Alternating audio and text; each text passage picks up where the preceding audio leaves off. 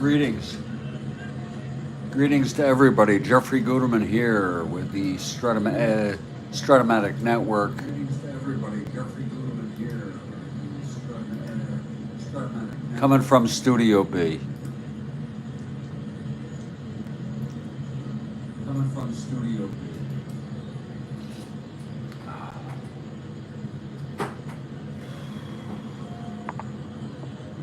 And we've got a very important ball game here.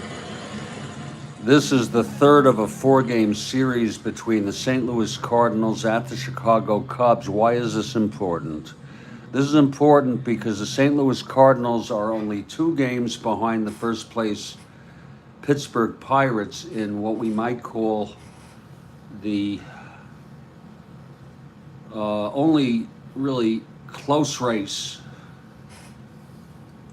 Pittsburgh plays later on this date against the Mets at Shea Stadium.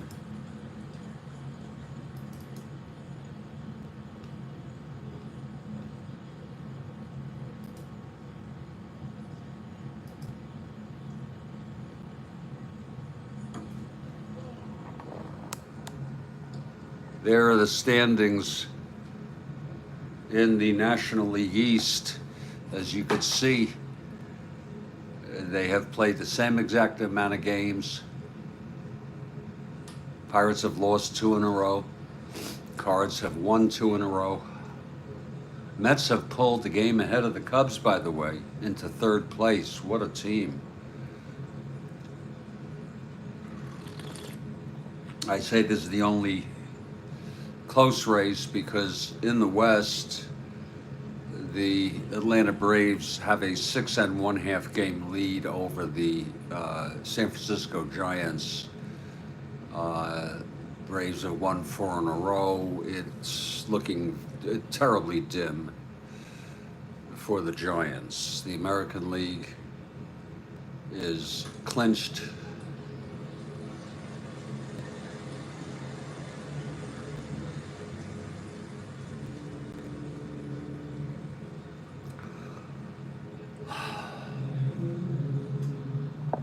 So everything is a must-win for the Cardinals here. They swept the Cubs in the doubleheader to start off this series.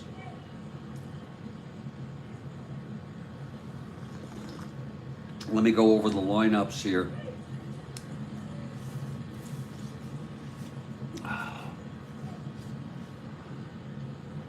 For the St. Louis Cardinals, leading off is Lou Brock in left, Flood in center, Pinson in right, Torrey at first, McCarver the catcher, Shannon at third, Julian Javier at second, Dal Maxville at short, and Steve Carlton. He has won 17. He won 17 in real world. And he bats 9th, a left-handed pitcher. For the Cubs, Kessinger is out again with a recurrence of that, what we thought was a mild injury. Paul Popovich will lead off at short, Beckert at second, Williams in left, Santo at third, Banks at first, Hickman in right, Hundley catching, Don Young in center, and Bill Hands, who has won 21 games. He won 20 in real world, so he's really pitching really good baseball for the Cubs. Cubs 11 games out, 140, 153. Look at that, 140, 153. They are mathematically eliminated.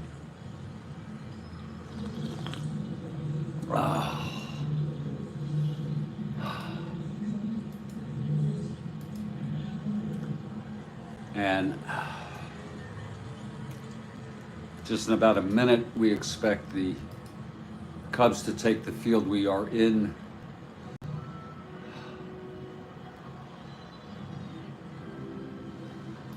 Wrigley Field.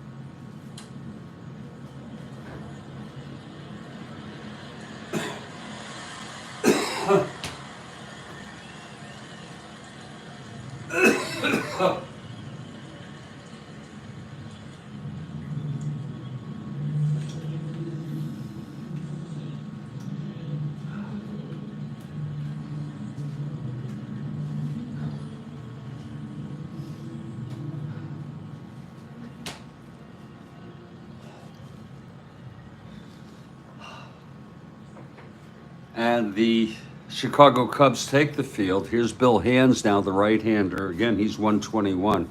Two great pitchers going at it here today. And leading it off for the Cardinals will be Lou Brock, of course.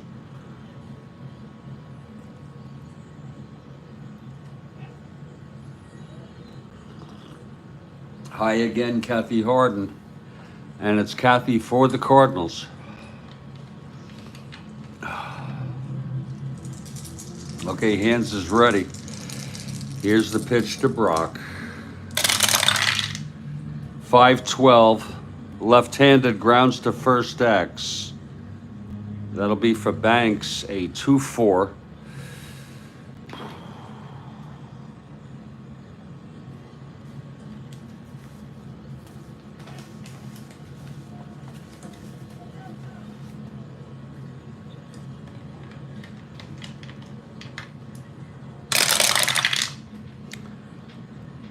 Oh, that's a re-roll. 13-2. That's a G1. Gets to it. 5-9-11. E4. 5-9-11. And he takes it to the bag. One away. So Brock is retired. Cubs playing spoilers here.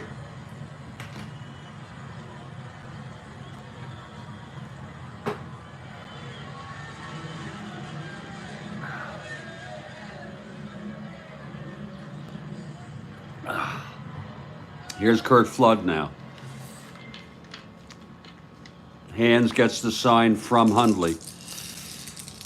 And the pitch to Flood. 3-7 right-handed. There's a base hit by Curt Flood. A one-out single right off Hands. Base hit to left, thrown in by Williams.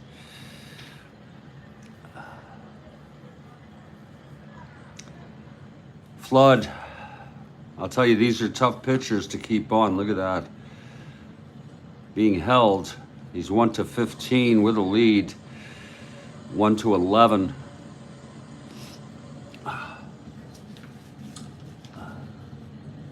Let's just check this. Oh.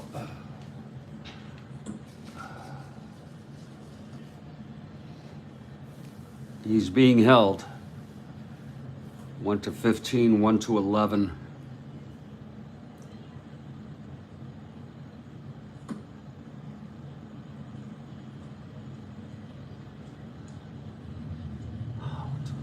He is not being held.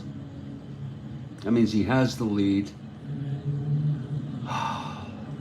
And he is still a 1-2. He has the lead. He's 1-15, 1-11. He will not go. He's being held.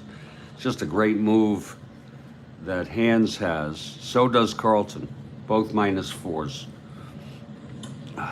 So Flood not being held with the lead. Here's Pinson now.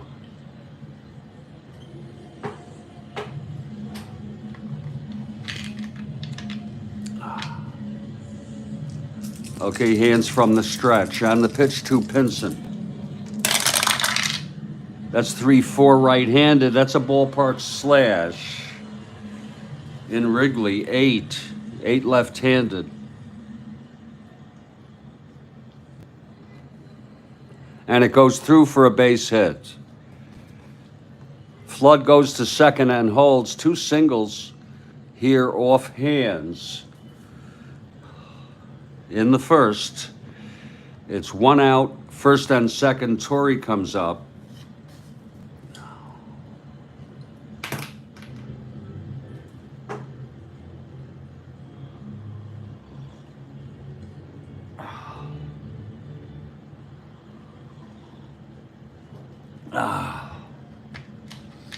Okay, Hands gets the sign. He's set from the stretch. The pitch to Torrey. That's for 4 right-handed, catcher X. That'll be Hundley 1-3.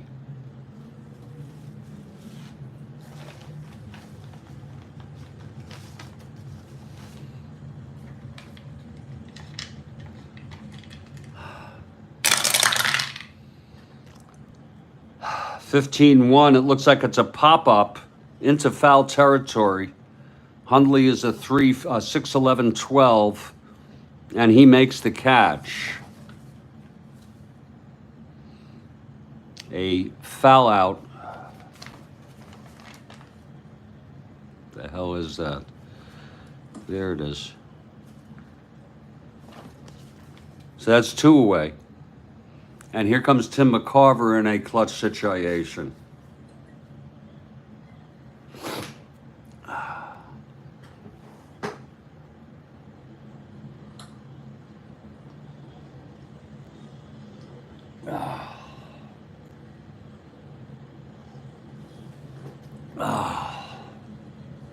Hands now, trying to get out of this. McCarver. He has a clutch reversal. A couple of them on his card. Here's the pitch from Hands. That's going to be 1-7, and that is a drive hit out into the gap, into right center. It's going to be extra bases. Flood scores.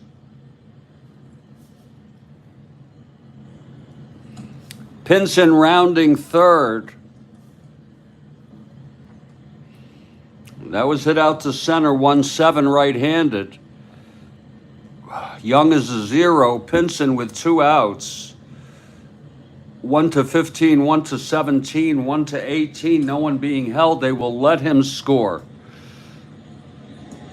and hold McCarver at second. That is a huge clutch double by Tim McCarver, and the Cardinals take a lead here, 2-0 here in the top of the first.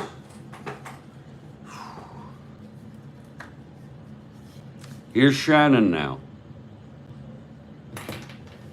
Hands getting hit here in the first.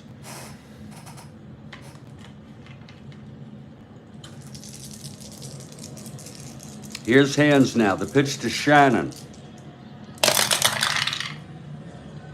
2-3 right-handed, chops it to first. That's going to be Banks, and he'll take it to the bag, and the side is retired. But 2 runs on 3 hits, a 2-out double with 2 on, bringing both home.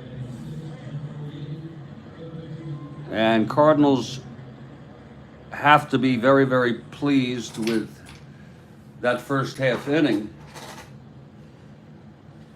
It's St. Louis 2, and Chicago is coming to bat now.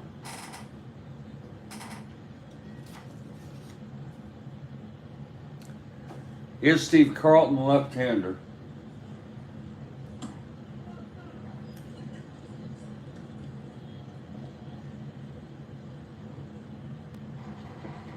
The friendly confines are friendly to the Cards so far.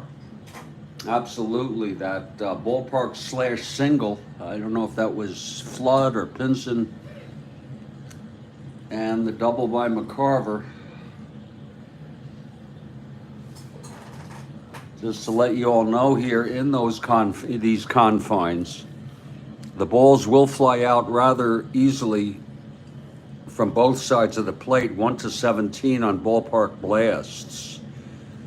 1-17 on ballpark blasts.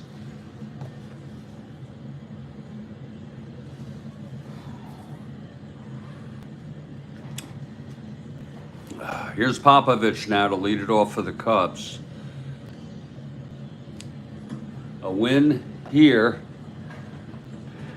puts the Cardinals within 1.5 games, 1.5 games of the Pirates. And then if the Mets beat them, the Cards are only 1 game behind. Here's Popovich now. Carlton, the windup and the pitch. 4-8, switch hitter, batting righty, walked him. So Popovich is on. Not being held.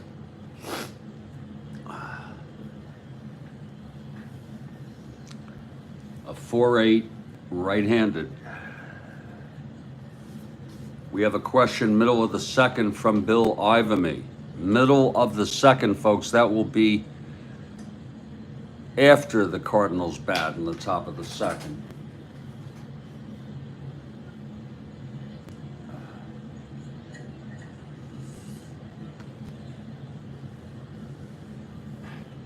Beckert steps up.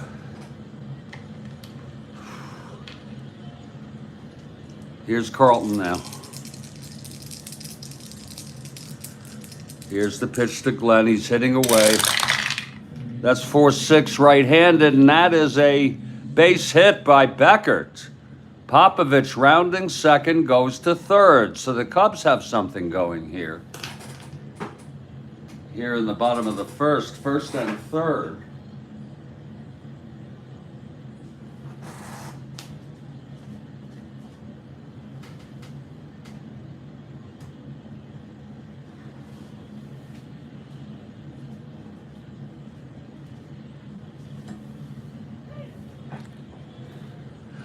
And that'll bring up Billy Williams.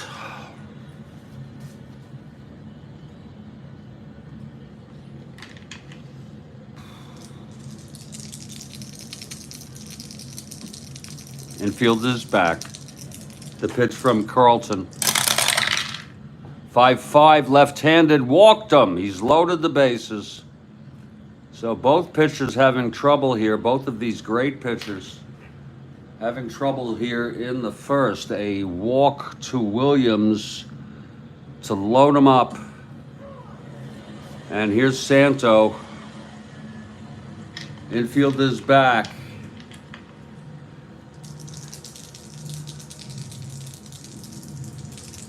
Carlton now. Full windup. Pitch to Santo. That's 3-9 left-handed. They struck him out. And that was a big, big strikeout for Steve.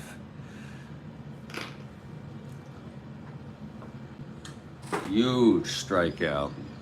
3-9 left-handed. And Ernie Banks comes up. Infield back for the double.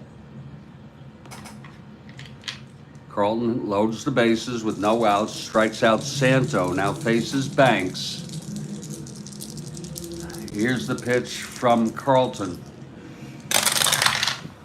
That's 3-5, and he walks in a run.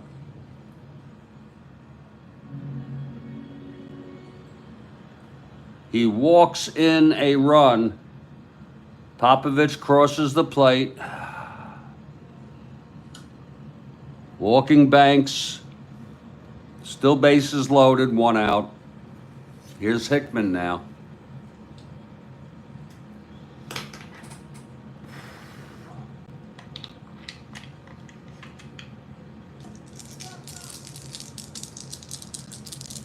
Here's the pitch from Carlton.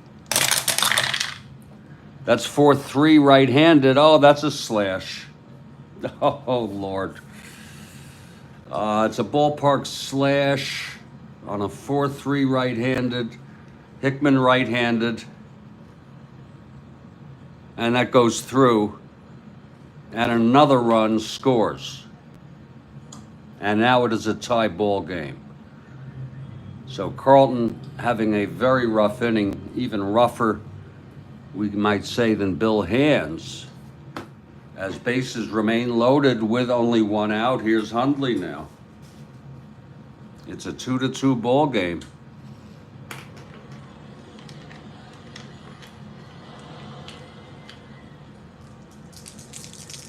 Lord. Here's Carlton. The pitch, 6-3 right-handed. Fly ball left X, that could score a run on a tag. Brock, I think I put an error there with Brock. No, Brock is a 2. Yeah, he's a 2. A 2-15.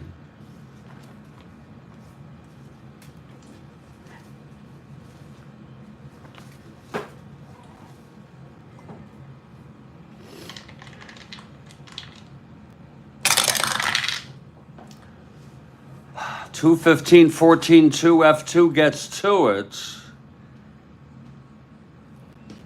E15, I'm sorry. Yeah, E15, 5-8-10. It's going to be an F2 with the bases full.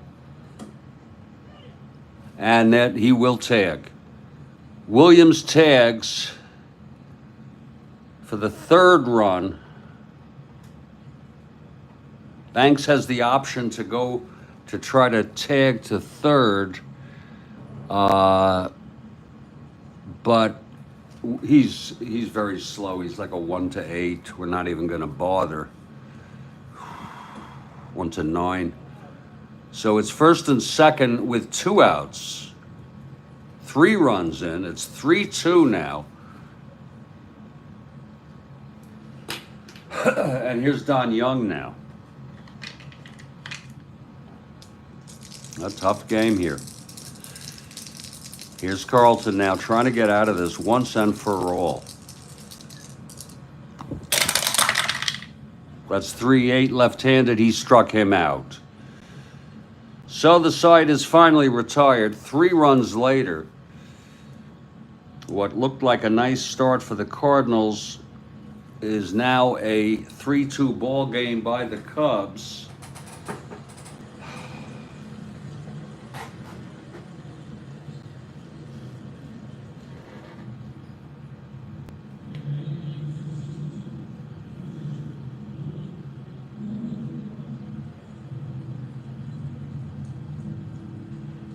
I'm going to go through the top of the second here so we can get to Bill's question. Then I'm going to take a break, make some coffee, powder my nose, and do the other things. Here's Bill Hands now coming out, suddenly the winner of record.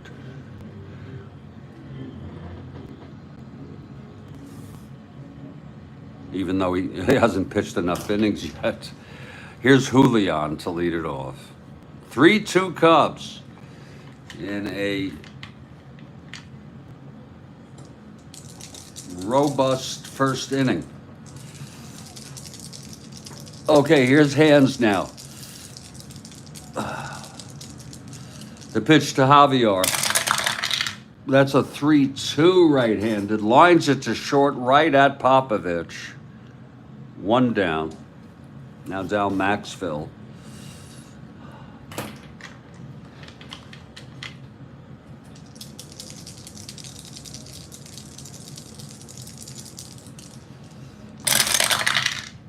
Two 9 right-handed, fly ball left. And Williams is under it, 2 outs. And here comes Steve.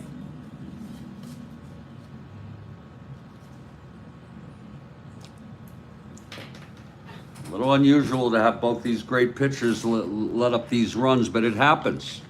It could be as realistic as can be. Steve is a left-handed hitter. He's a 3-NL. Be careful, he's got power. Here's the pitch. That's 1-6. Oh, and he grounds it to short for Popovich. Throws to Banks, and the side is retired. That was a 1-6 on his card. We are in the middle of the second. It's 3-2 Chicago Cubs over the Cardinals. Now I ask you all to wait for this now. Wait for this. Bill Ivamy with the big question, and it's great timing too. The movie Manhattan Melodrama, made in 1934, starring Clark Gable, Myrna Loy, William Powell, and a young Mickey Rooney, was famous for what reason? Lord, I mean, I have no idea.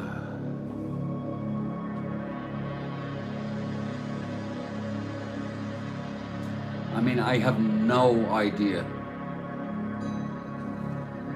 No idea, Bill.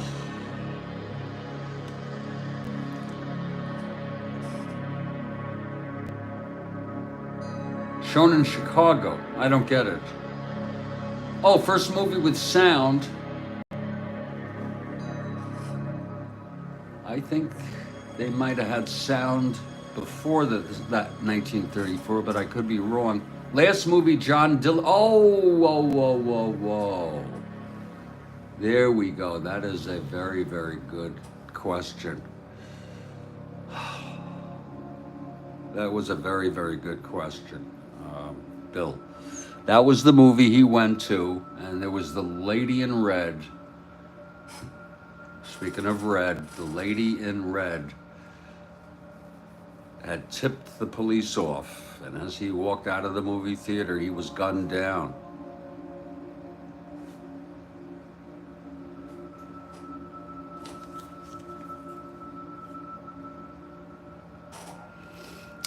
That was, they don't do that anymore. You know what I mean? They don't.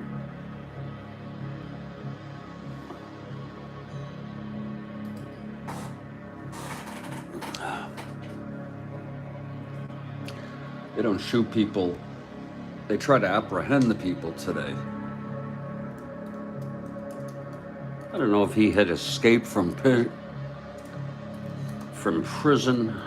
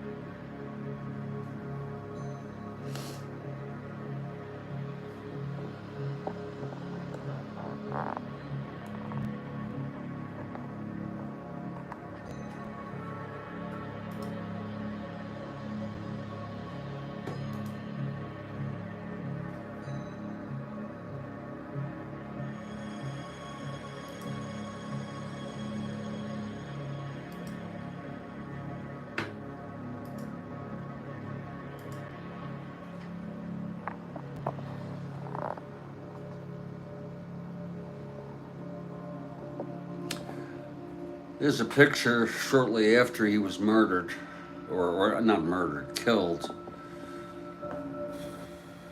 I've seen that movie. Not that movie. I've seen this picture. I have posted this picture on X. It was at Chicago's Biograph Theater. It was July 22 in 1934. And people lined up. Look at that.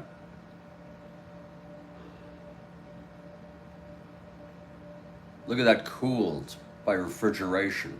Iced, fresh air. And this was in July, the summer. I don't know how they did that.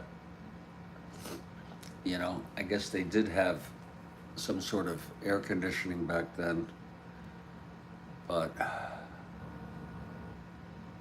people were soaking their snot rags in his blood. So, what the hell?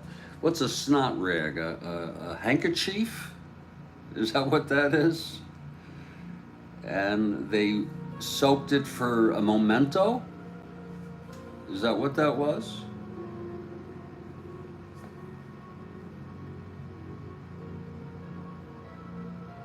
A snot rag. Yeah. Well, I may be slow, but I'm not stupid. A snot rag. Okay, I don't know. Maybe I've heard that expression. That was a great question by Bill Ivamy, and You know, that movie is probably worth seeing. Uh,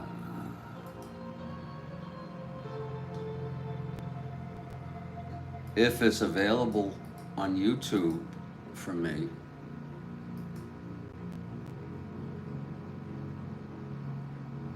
Oh, hankies.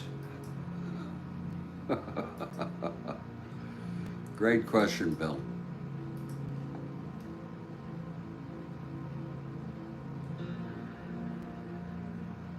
You can buy or rent it. No, thank you.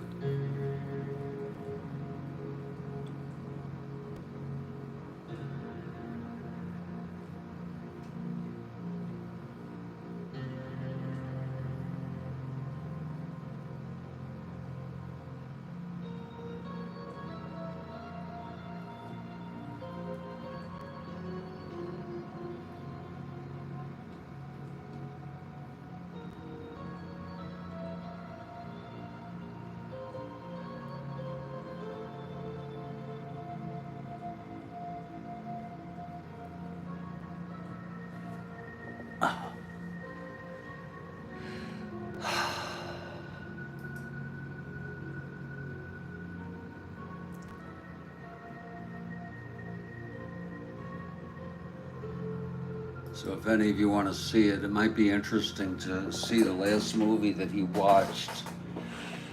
That was a great freaking question, Bill.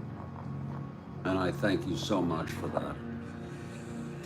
Like I said, folks, you couldn't spell handkerchief. A snot rag. Okay.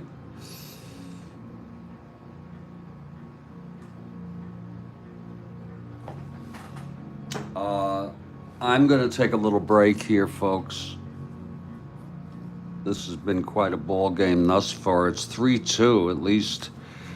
Well, we're heading to the bottom of the third. We'll see how Carlton fares.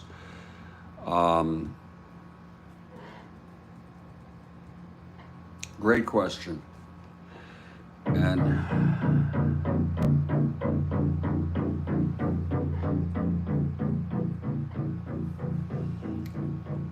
I will be back in just a little bit, folks. I'm gonna need to make coffee. I already went through a whole pot already. We'll be back.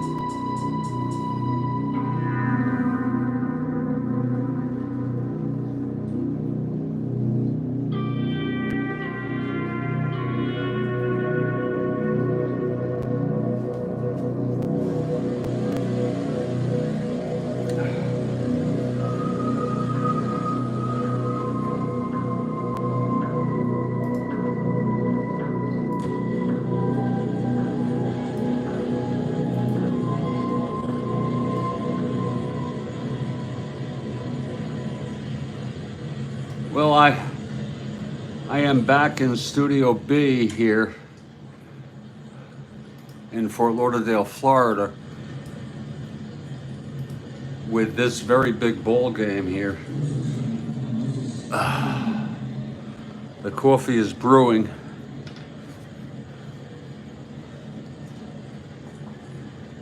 And we have a ball game here. It's 3-2 Cubs in a must-win. Everything is a must-win here for the Cardinals here. And Steve Carlton faced 8 batters and allowed 3 runs in the first. Let's see how he fares here. It'll be Hands leading it off.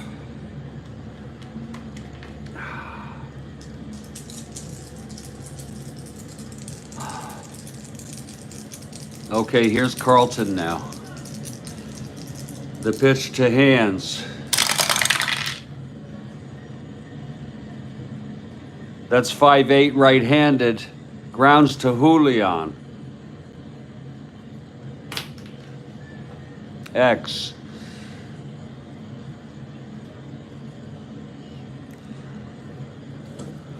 Julian 226.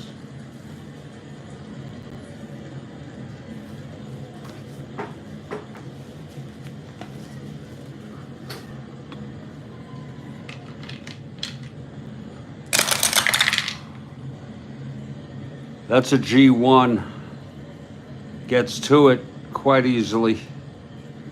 He's an E26, 6, 9, 12. And he throws him out. So Hands is retired. And here's Paul Popovich in for the injured Don Kessinger. Walked and scored in the first.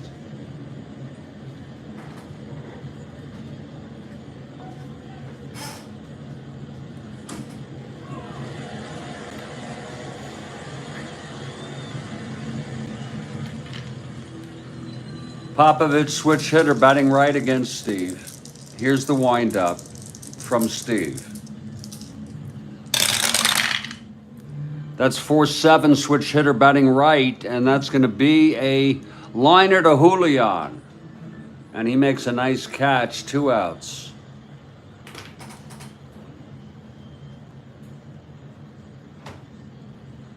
A 4-7 switch hitter batting right-handed. And that'll bring up Glenn Beckert, who singled. He singled and scored. Hands settled down, retired the side in order in the second. Let's see if Steve can do the same. Here's the pitch to Beckert. 3-6 left-handed, chops it to Julian again. And he feels it on one hop and throws it over to Torrey, and it is a 1-2-3 inning on a 3-6 right-handed. Wait a minute. Oh, I'm sorry, I misread that. Yeah, no, I got it there against the left-hander to second. So it's a 1-2-3, and we've gone 2. It's 3-2 ball game.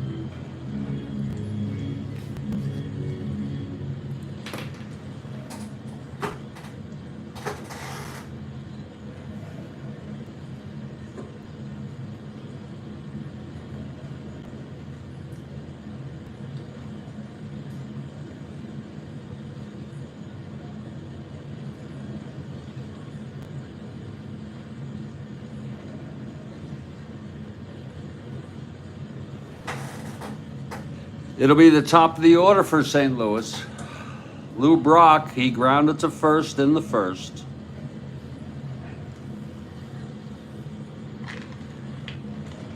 Hands is ready now.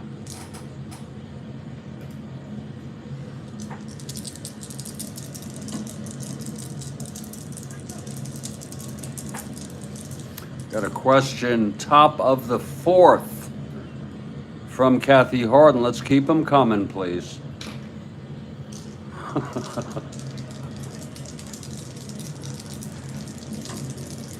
The pitch to Brock. That's 2-5 right-handed, chops it to second for Beckert. And he throws to Banks, 1 out.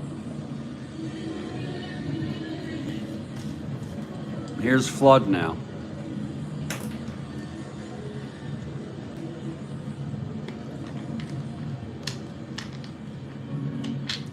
Oh.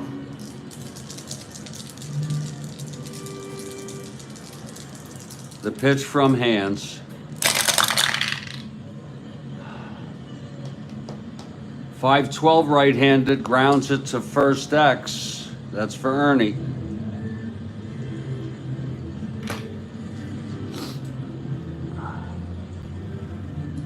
Ernst is a 2-4.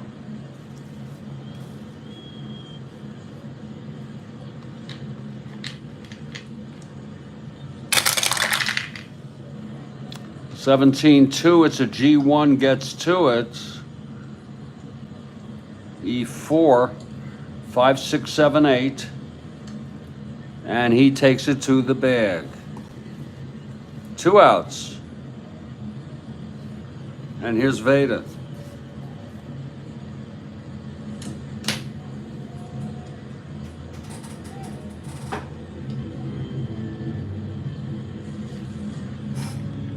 Pinson singled and scored in the first. He, along with Flood, came home on the 2-out double by McCarver.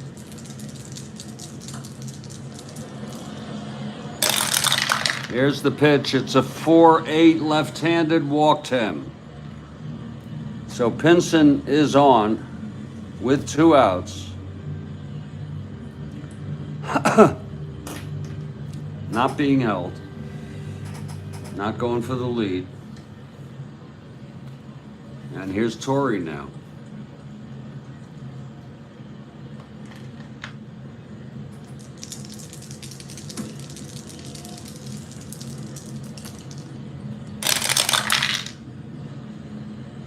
.610 right-handed. That's a grounder to short X. Popovich.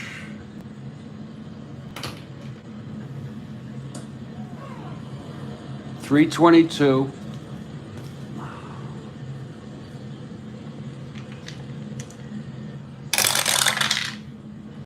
3-3 gonna go through S1 base hits.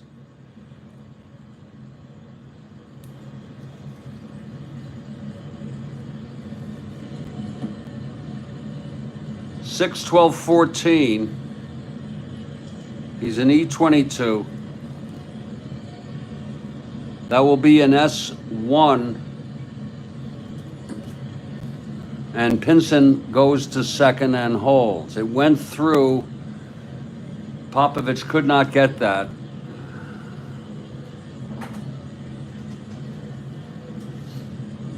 And here comes McCarver again in a clutch situation here. Could he do it again? Again, he came up in the first with 2 outs, first and second. Doubled, bringing Flood home and Pinson stretching from first.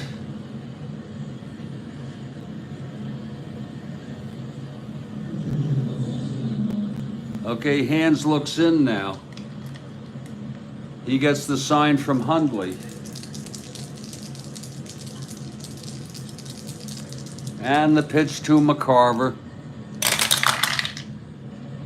That's 3-6 right-handed. He flies it to center. This should end the inning.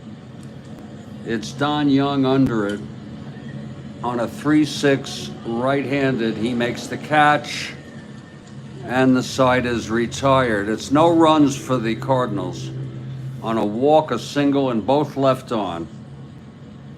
We're heading to the bottom of the third. It is a 3-2 ball game.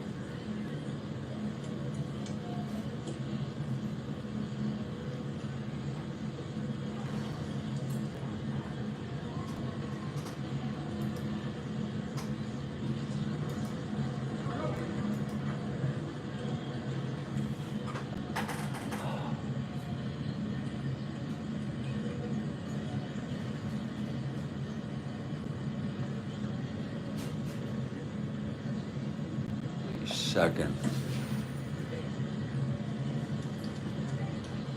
30.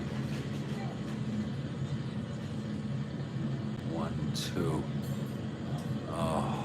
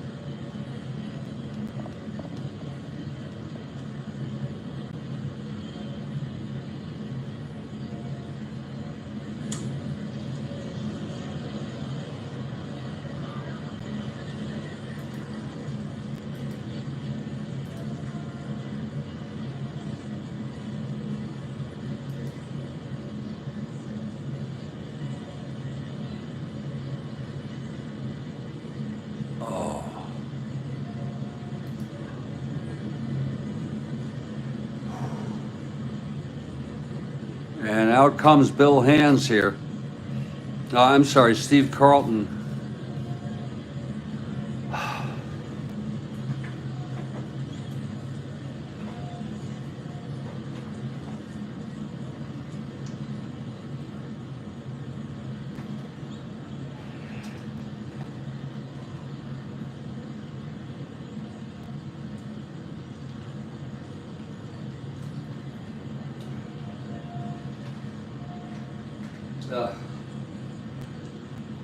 Oh.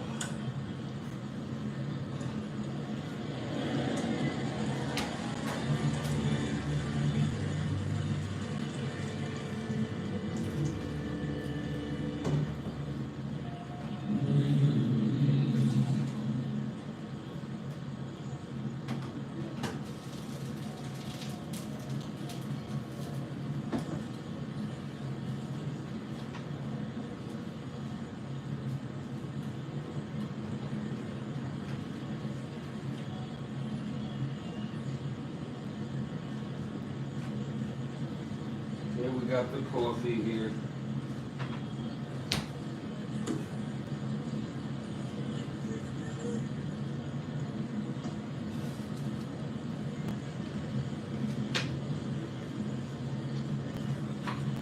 Oh. We're going to do the bottom of the third here, and then we have a question from Kathleen Harden. Here's Billy Williams. He walked and scored in that 3-run first.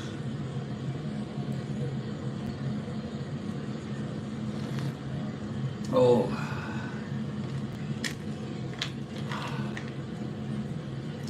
Here's Steve now.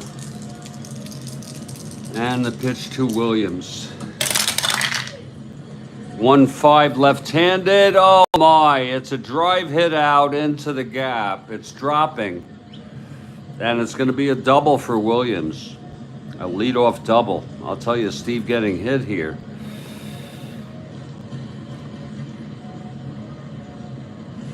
That was lefty-lefty, but he doubled. Here's Santo now.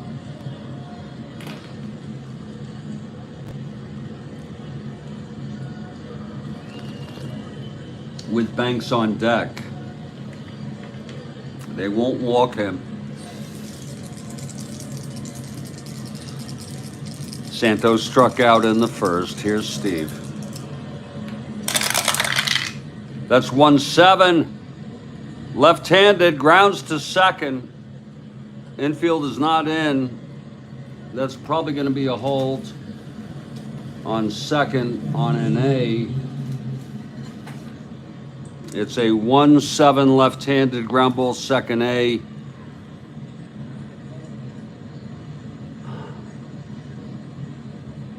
It's a 6. It was hit to second. And therefore the runner will advance.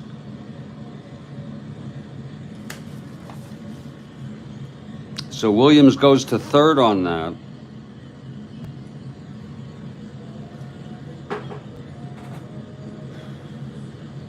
And here comes Ernie now.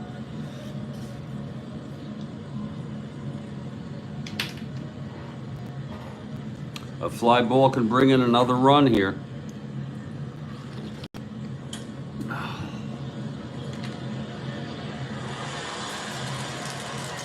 Here's Steve now. And the pitch to Banks.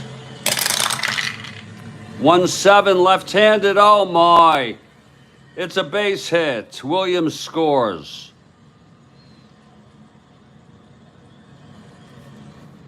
And that makes it a 4-2 ball game. Second run batted in for Banks. A 1-7 left-handed.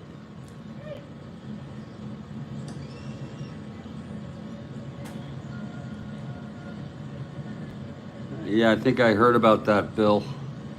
Yeah, Mobile, Alabama.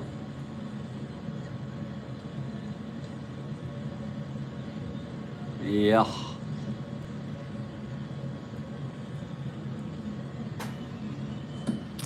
Banks is on. It's 4-2 now. Here's Hickman.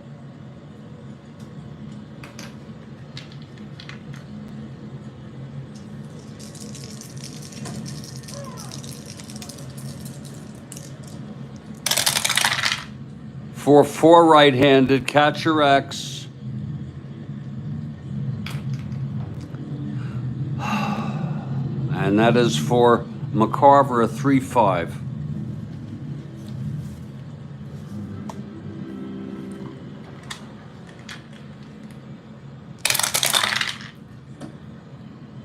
$19-3, it's a G2 dribbler.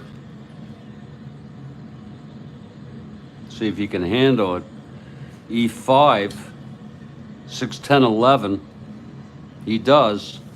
A G2 dribbler with a runner on first. They will force him. It was a nice play by McCarver, throwing to second to force Banks. That'll be 2 outs, and Hickman is on. Not being held. And here's Hundley now.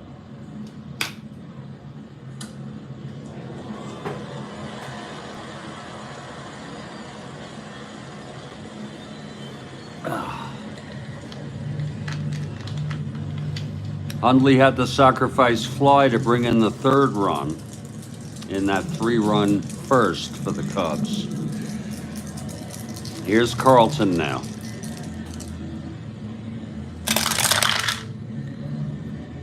4-8 right-handed, walked him. Oh, he does not have his stuff today. First and second, 2 outs for Don Young.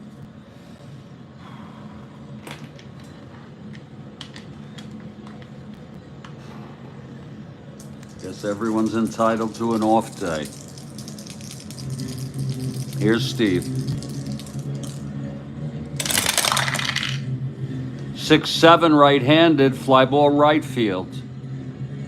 And that's for Pinson. He makes the catch, and the side is retired. Another run, though. Not exactly what the Cardinals needed. On 2 hits, a walk, 2 left. We've gone 3. It's 4-2. Cubs. And let's get a great one here from Kathy Harden.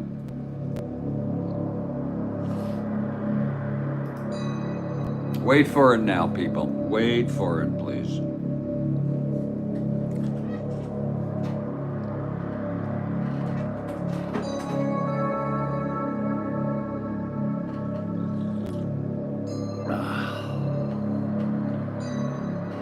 Here it is. In 1926, Cleveland Red Sox played a doubleheader, and one pitcher pitched both of them. Complete games. Even more amazing was what?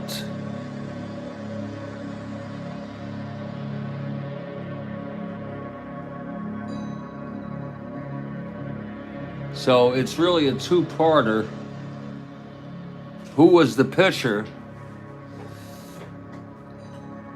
That's pretty crazy.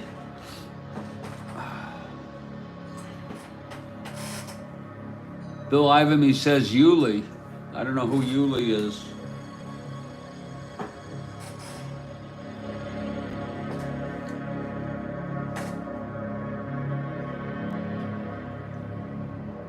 And that he didn't walk anybody. George Yuli.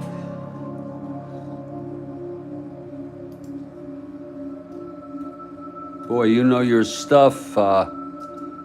If you're right about that, I know you know your stuff already.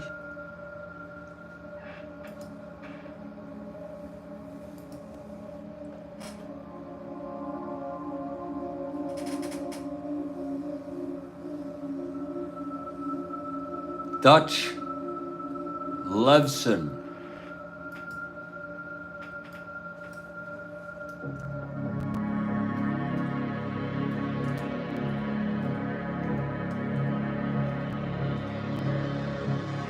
Dutch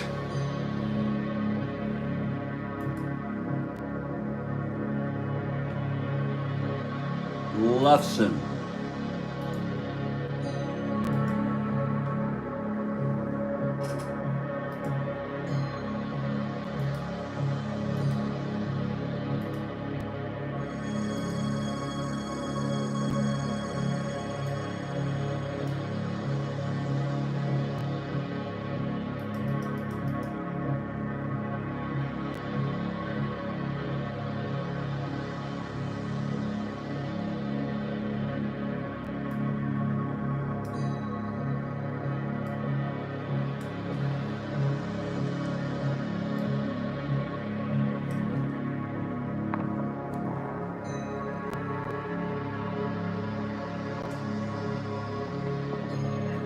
Whoa.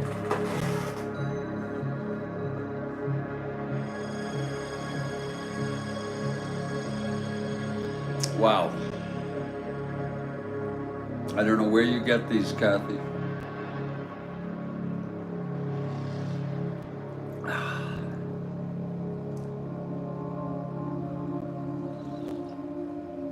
I do not know where you get these.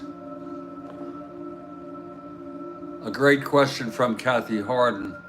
Dutch Levson.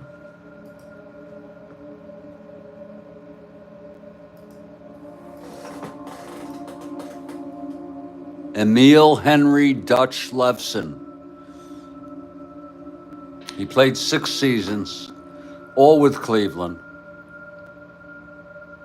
On August 28, 1926, Levson became the last pitcher to win both games of a doubleheader, hurling 2 9-inning games back-to-back, winning 6-1 and 5-1. Levson is also the last pitcher to throw 2 9-inning complete games on the same day.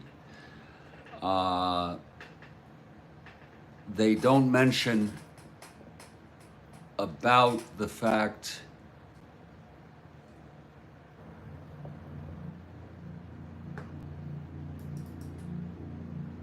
that you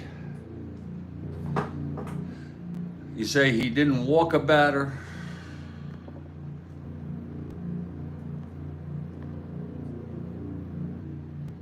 No strikeouts in either game. He threw no strikeouts and no walks.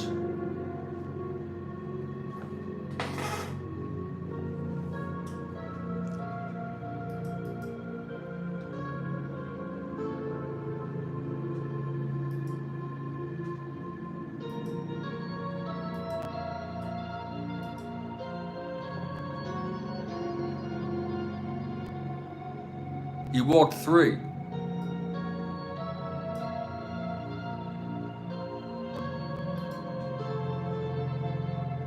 That's one hell of a question. Okay. No strikeouts, though.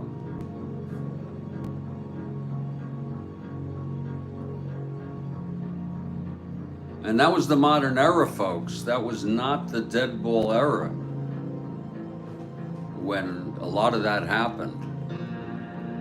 No walks because he said walks. Oh, okay. He's going to go top of the 5th, Bill Ivamy. Of Quite a question, Kathy Harden. We really appreciate it. And let's not forget, this was in 1926. This was the modern era. Oh, yeah. He had no strikeouts in either game. Okay. Awesome question. And we give you some Strat-O while we're at it here.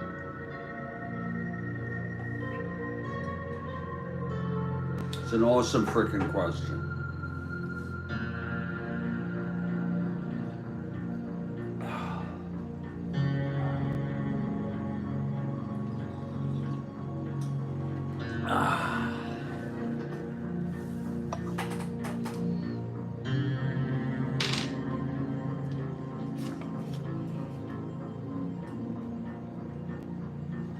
We're heading to the top of the fourth.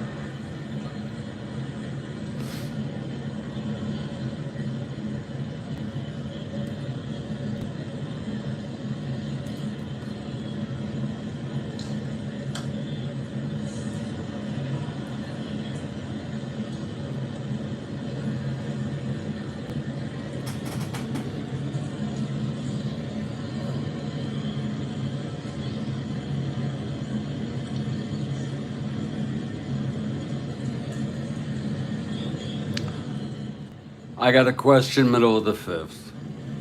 It'll be Bill Ivamy, top of the fifth. Here's hands now. 4-2 Cubs. And Mike Shannon to lead it off.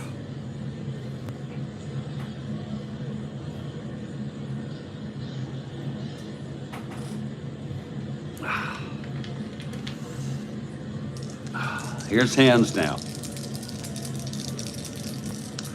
The pitch to Shannon. 2-3 right-handed, grounds it to first. And that's going to be for Ernie, one away. Now here's Julian.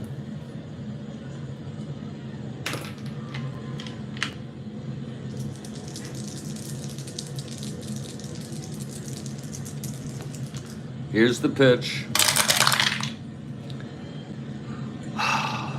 5-6 right-handed, struck him out. That's the first strikeout for Hands. And here's Dal Maxville now.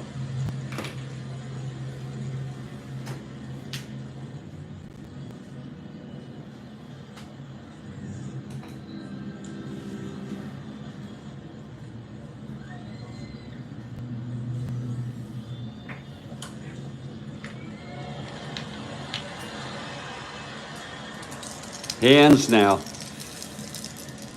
The pitch to Dal. 6-3 right-handed, fly ball left X.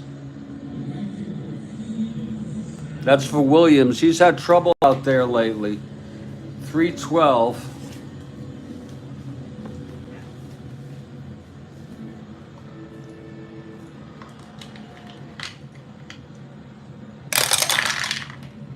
Oh, 3-3 double-2 with 2 outs. Oh, Christ.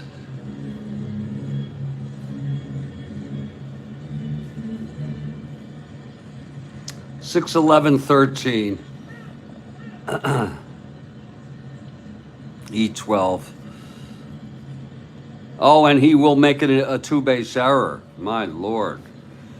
Lord, he's had trouble out in the outfield. That's 6'11", 12, 6'11", 13. He is an E12. God almighty.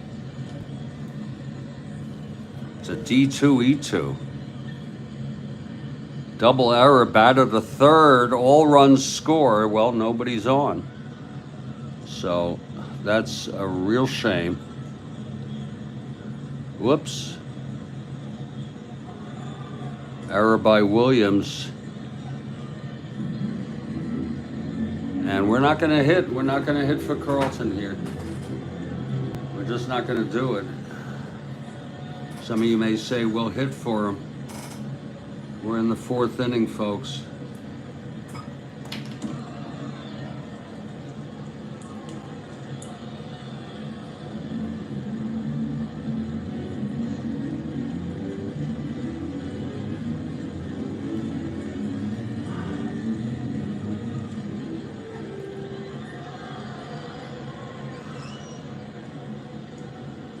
Just the luck of the draw here. It's Maxville on third with 2 outs. It would be great if he can get a base hit here. Here's Hands. The pitch to Carlton. That's 6-4. Left-handed, fly ball center. You never know here.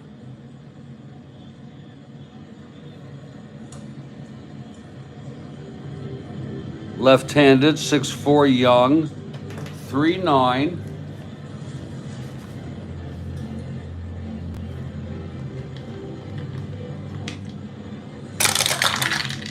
.23, F3 gets to it.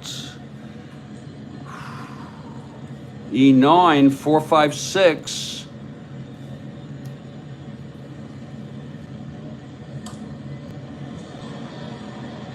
And he makes the catch. And the side is retired. What a shame. No runs. The double with the error with 2 outs. Left on base. We're heading to the bottom of the fourth. This is a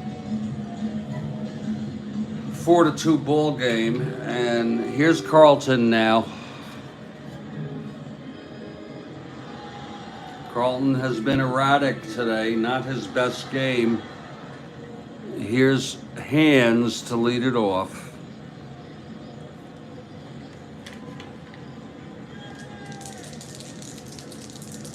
Carlton is ready. Here's the pitch to Hands.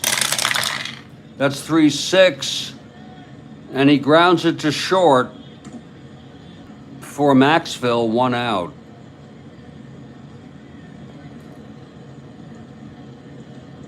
Still plenty of time in this ball game. Here's Popovich for Steve to settle down.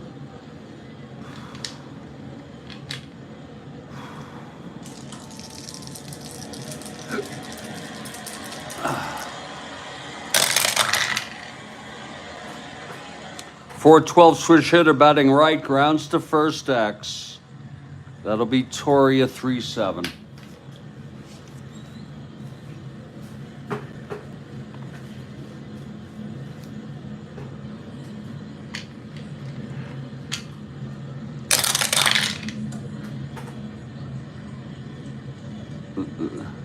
It's a re-roll. 13-3, it is a G2 gets to it. E7, 5-9, 10. And he takes it to the bag for the second out. And here's Glenn Beckert now.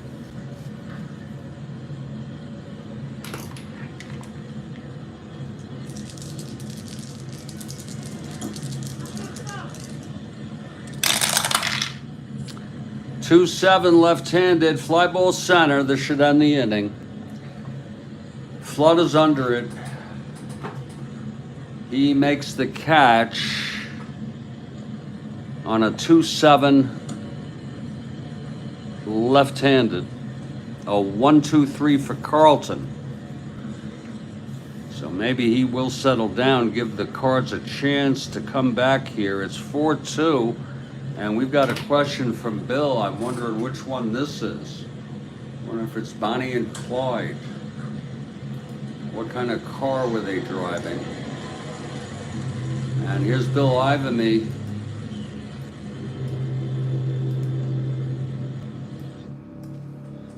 Bill Ivamy with his question now. Movie Easy Rider. One actor in the movie had his name on a Beatles album.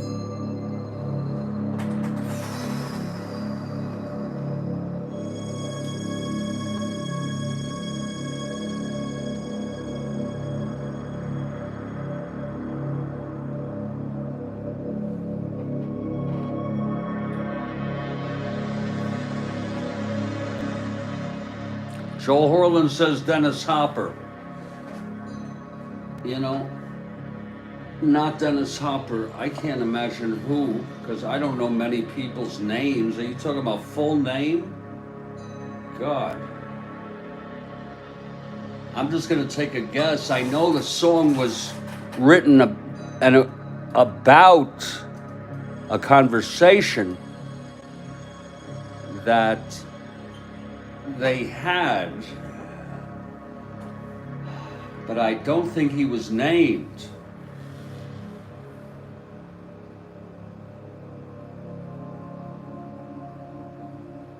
She said, not Fonda nor Jack. God, I can't imagine. Yeah, because the song She Said was the line, I know what it's like to be dead, came from Peter Fonda while they were tripping on acid. And Lennon said, "You don't bring us down with that shit." He went by connection in the movie. I'm not big on that movie. This is one of those movies.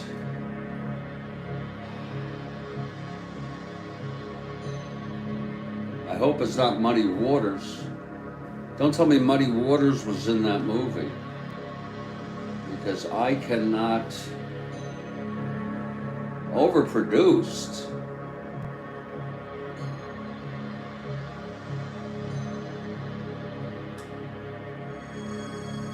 Are you saying the actual name worked with the boys?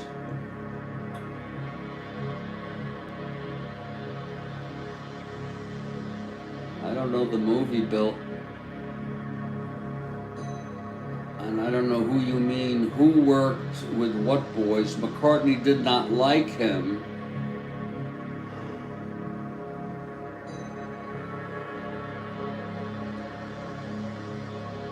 I can't imagine. Are you telling me this actor's name, he ended up in prison? Manson was not in that movie. He died there in prison. Manson was not in the movie. If you're talking Helter Skelter, I mean, Manson was not in that movie. Ike Turner. I don't remember any Beatles song with Ike Turner being mentioned. This has turned out to be a real mystery for me. A real frickin' mystery. Bill Ivamy. It's not a song. But you say one actor in the movie has his name on a Beatles album.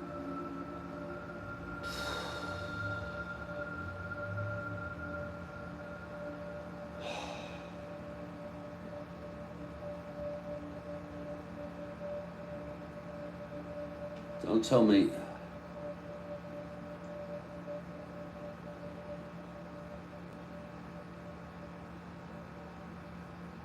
Let it be. Oh, was Phil Spector in that movie?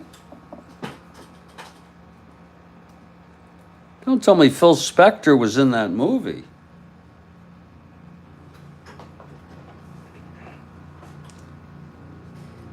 Phil Spector, You say he was in the movie.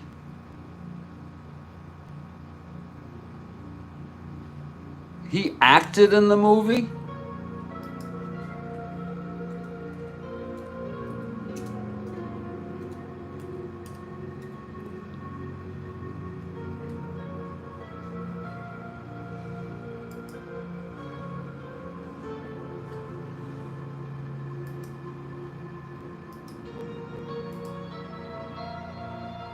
He acted in that movie, because if he was just the producer of that movie, I think you're what a fucked up guy. What a fucked up guy. Shit. So he actually acted in the movie. And I hate what he did with Let It Be. A lot of people don't realize Let It Be was recorded before Abbey Road, Bill. People consider Let It Be the last album. It was, insofar as it was the last released album, but it really was done after the White Album, and they had an enormous collection, and George Martin was just so fed up with the Beatles not playing together as a band anymore, just playing backup on each other's songs during the White Album, and even Let It Be, that when all the stuff was done for Let It Be, he said, I'm not gonna produce the Let It Be tapes. And so it was put on the shelf. Then he said to them, guys, if you want to get together and do an album like we used to, I'll produce it. And that's when they went in, they did Abbey Road. And then Abbey Road was released, really the last album. Let It Be was released after Abbey Road, but it had been recorded, and yes, it was overproduced. I didn't like the violins on Long and Winding Road. I thought, I thought some of the stuff was great. I mean, I thought One After 909, which was, I thought that was done very well. I thought Two of Us was great. I mean, you couldn't really. He was right about Alan Klein and Spector. Yeah, and Spector, a convicted murderer. A convicted frickin' murderer. That was one hell of a question, Bill. We'll give you a red one here. And I had no idea. And you say he was on a Beatles album. That was a little bit confusing to me.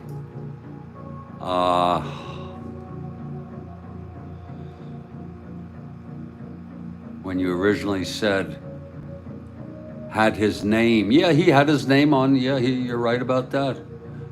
He had his name on the album, sure, as producer.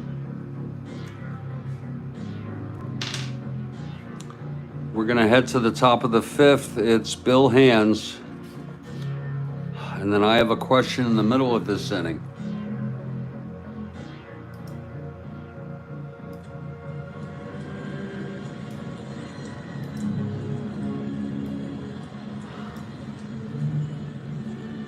Lou Brock to lead it off.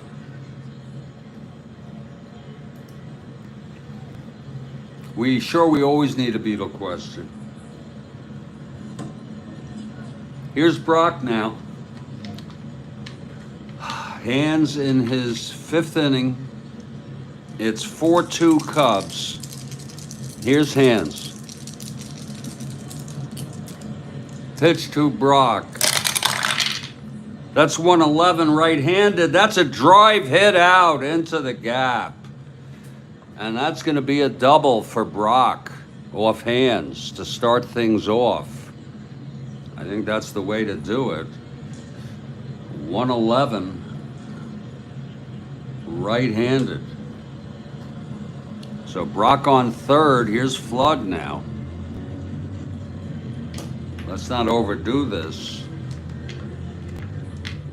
I have a JFK question coming up the middle of this inning. Here's Kurt Flood now. And no Googling, people. Here's Flood now. 5-12, right-handed, grounds to first X, Banks.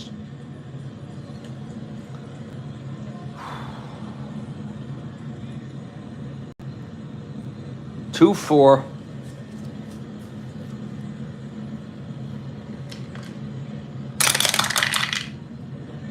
(17-2), G1 gets to it. E4, 4-6-8. It's going to be a G2 with a runner on second. A G1 with a runner on second, I'm sorry.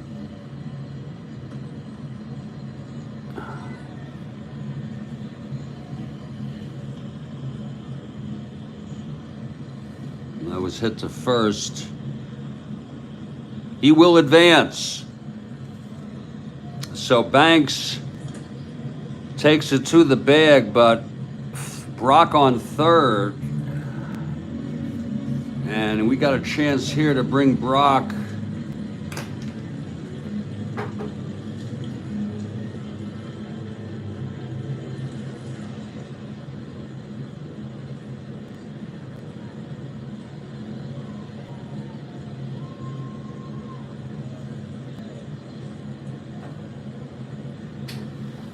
Veda Pinson now. Fly ball can bring in a run. Every run is precious here. Hands gets the sign from Hundley. With Brock on third, infield back. Here's the pitch to Pinson. That's 5-5. Left-handed. And oh, it's a grounder to first, stopped by Banks. A B with a runner on third.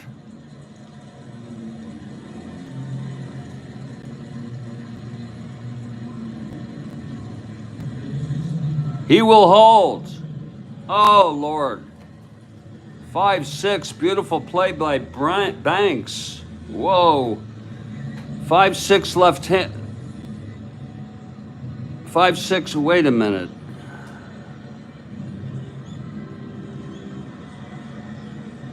Where did I get that? We're going to have a re-roll here to get back to what's going on here. This is very, very strange, folks. We have a re-roll. We don't play around. This was Pinson at the plate. This was Pinson at the plate. He will advance. So Banks takes it to the bag, but Brock on third. And we got a chance here to bring Brock. It was a misreading by me.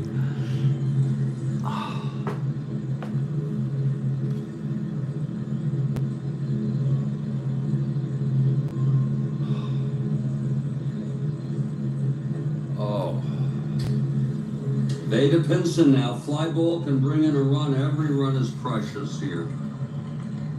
I don't know how James gets the sign from Hundley.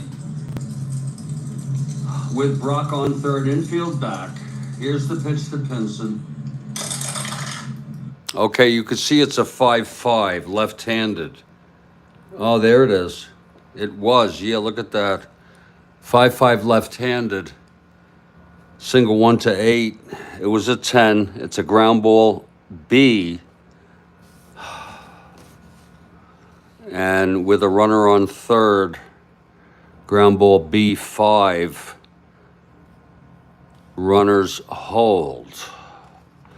So that's exactly what it is. It's another good play by Banks. 2 outs now. And we're going to head back to the ball game live. We're out to set at all times.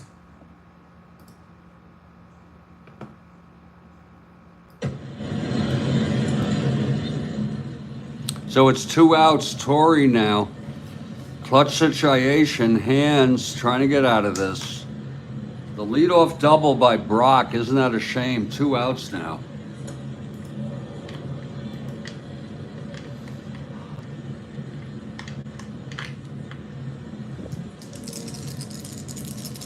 Here's Hands. Clutch situation. That's 4-3. Torrey, it's a ballpark slash. I think that's going to go through. It's a 4-3 right-handed slash.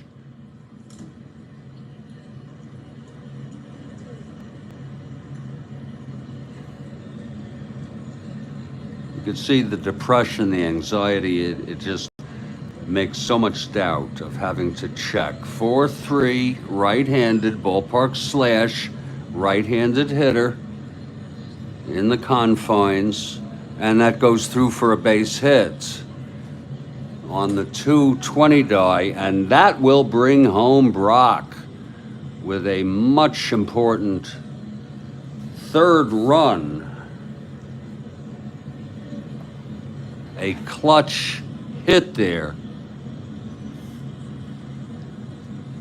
to make it a 4-3 ball game. My goodness. Now Torrey on. Here's McCarver.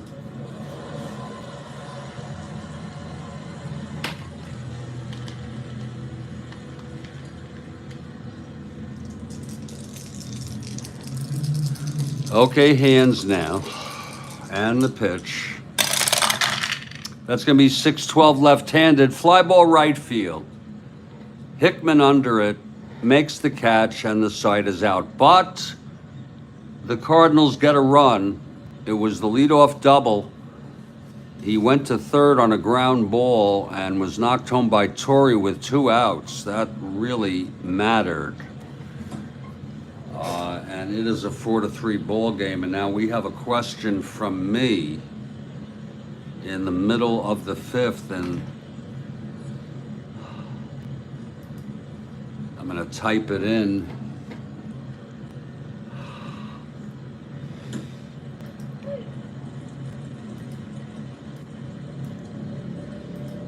And I think it's a very good question. I think it.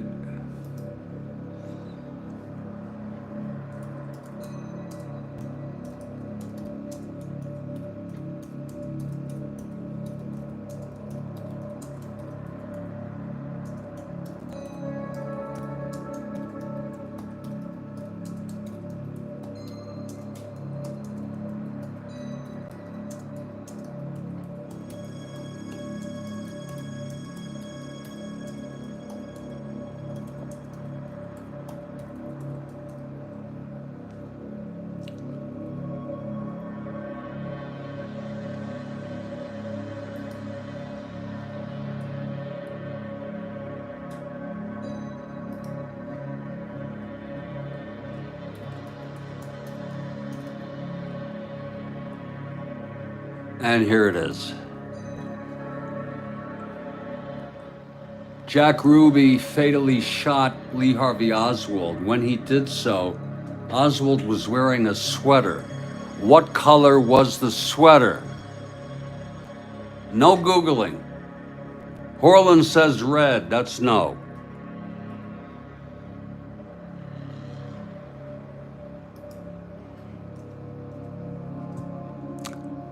Bill Ivamy says yellow. That is a no.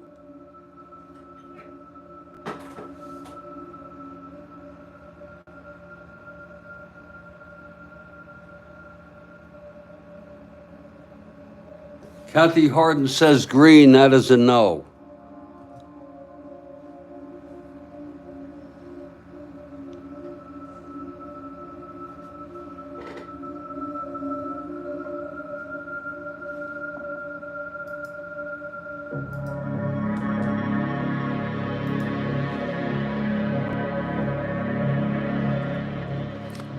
Bart Blue says blue, no. Bill Ivamy says white, no. Baseball Demo says gray, no.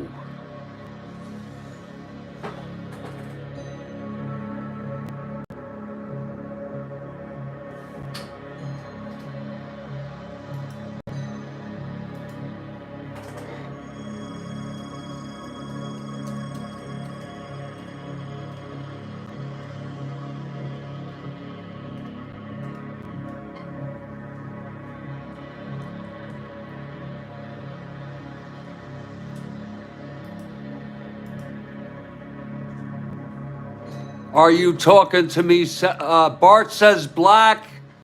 Bart gets it along with, are you talking to me?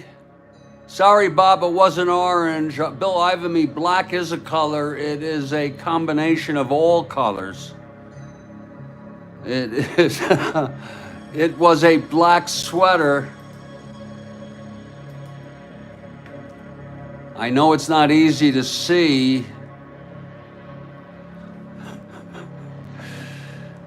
I know it's not easy.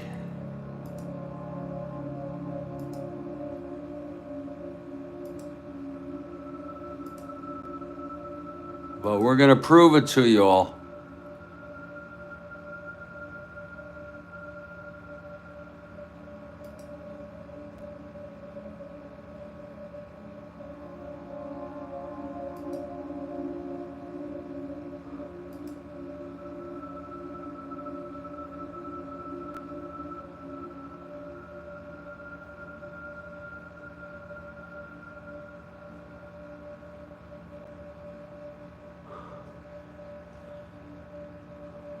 There'll be mentions.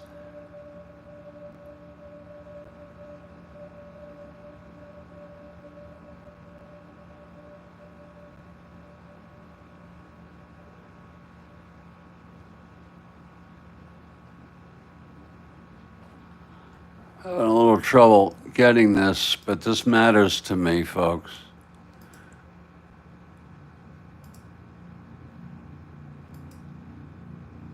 And this is pretty much fair use.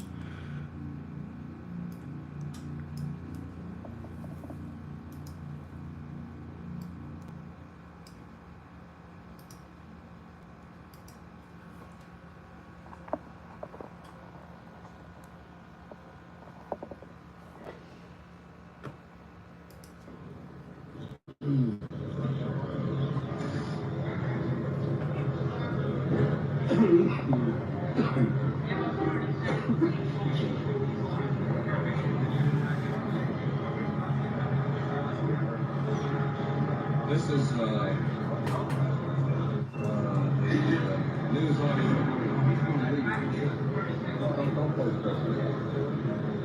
I'm going to leave it. Please.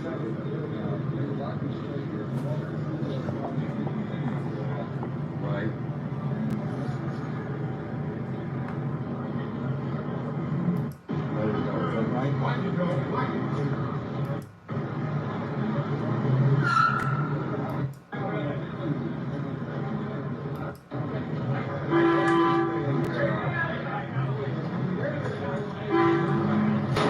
Basement floor of the Dallas City Hall, and that's a scuffle on the basement floor. It seems to concern Karl. He's been shot. Oswald has been shot. Lee Oswald. We're going to switch now. Police are pulling. We're going to switch now to Bob Hoppacker down in the basement of the courthouse, who is close to the scene. Go ahead, Bob. Lee Harold Oswald has been shot. All right, I'm going outside.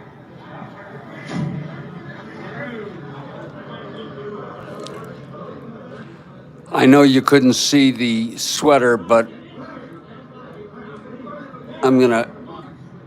Now this is the exterior. I'm gonna show it slowly here, and then there's mentions that it was a black sweater.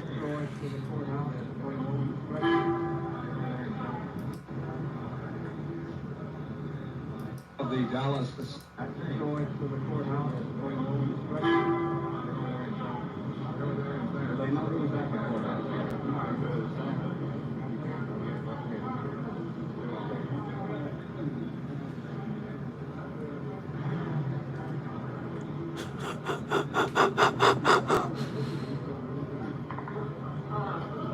It's so sick that this happened. You can't even, a police department can't even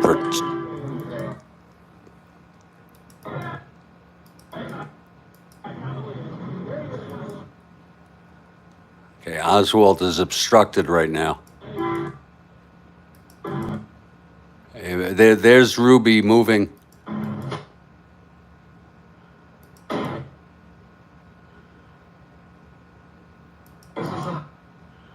And it is so hard to see. Of the Dallas City Hall, and that's a scuffle on the basement floor. It seems to be There's Oswald. Lee Oswald.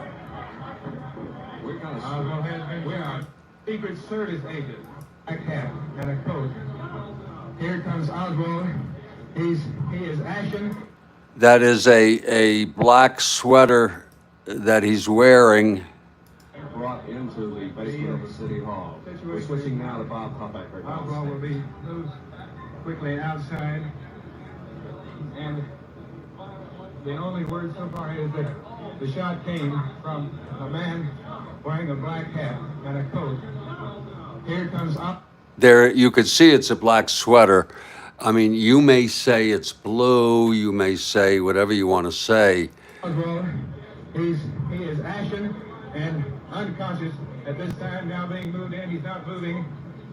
He's in the ambulance now. Attendants, police are quickly trying again. They're now having to remove the armored truck from the... They had the car blocked here and he had it here. And as I tried to get them back while he broke through from behind us somewhere. I just want to get... Has been done with the man that you took into custody. I want to get the piece where there's a reporter with a French accent who says, I saw the light flash on his black sweater. One of the craftsmen, Karl. Now, that's from that location. As far as I can tell, it was the only one. I think it was only is he from Dallas? Now, pay too much attention. He do know the man. Ready to go to the but you do know this. Right. Captain Wilfred says there's the man with a gun. It's absolute panic. Absolute panic here in the basement. Here we go. I think he had his hat. There were none of us in there. I think he had his hat. I don't know. I think his coat was brown and his hat was black. When he was here, he just shut there, just put the gun there. He's talking about Ruby. Fell to the ground. Fell to the ground. And I saw the flash right on his black sweater. There you go. I mean, if that's not enough for you, he says right on his black sweater, I saw the flash. This is a man with a French accent. He's a reporter. Let's get it again. Works from KHK Radio in Los Angeles. How did you see it, I was standing over towards the left. Oswald came out. He had the same look on his face that he always does. What kind of comment is that? He had the same look on his face as he always does. What the hell? Suddenly, what sounded like a loud firecracker rang out. He grabbed his side and he said, "Ow!" and fell to the ground. And I saw the flash right on his black sweater. The flash, oh yeah. The man had a hat, a dark hat, a brown suit. He was stocky and strong. Came to him and he put the gun right there. I saw the flash over the black sweater. Yeah, and the man stood like, oh, he was right here. The man was right here. You probably had it on your TV camera. No, I saw the man there. I thought he was one of the detectives. I think he had a hat. Well, he was a stocky. I think he had his hat. He got well dressed with a hat. He had on. Where did he go? Brown hat. I don't know. I think his coat was brown and his hat was black. Where did he go? When he was here, he just shot there. He just put the gun there. I saw the flash on the black sweater. Oh yeah, right there. And the guy. Yeah. Right here. I mean, I saw the flash on the black sweater. That's what I remember. The both were crashing. I saw him there. He was in the group of men right here. I think he had his hat. I thought he was one of the detectives. You know, he had a hat and Stocky was with me. That's what I remember. Have you seen him before? I think he had his hat. There were none of us. He flew up, I don't know, because I look at the flash. There were no reporters in this area. What? No. The trouble is I got his tie, I can shoot. right, now that's the situation here at Dallas Police Headquarters in the basement, where the story which has been so unreal from the very beginning. As Lee Oswald, 24 years old, was attempting to move through a crowd to the armored car where he was to be transferred to the Dallas County Jail. As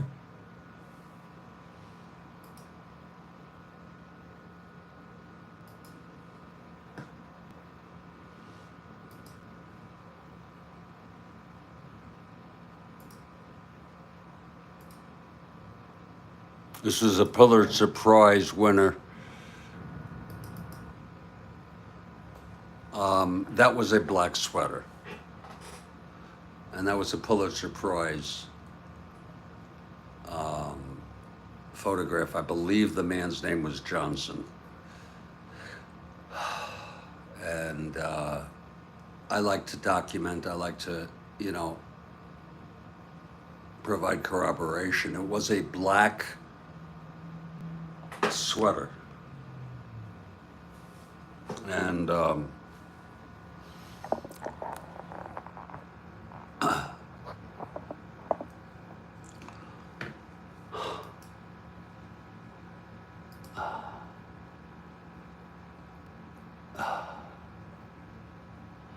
I don't remember seeing it live. I remember seeing the replays, Bart, and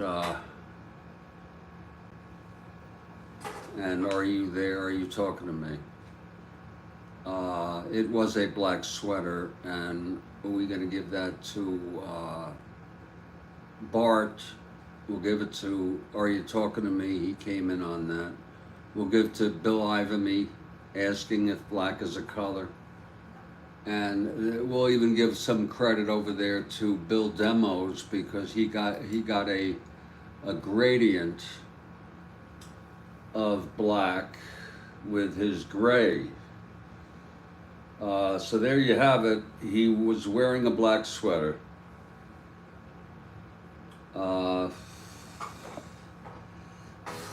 And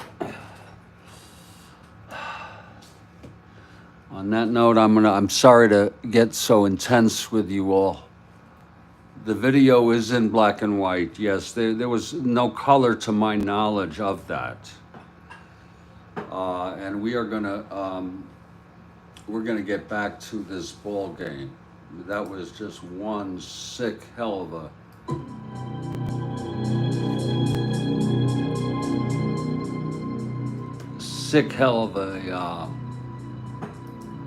situation.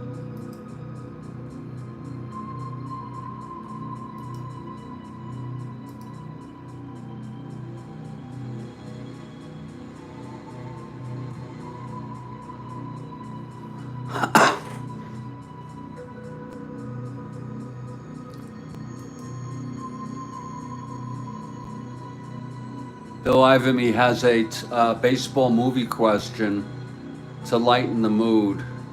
That's fine with me.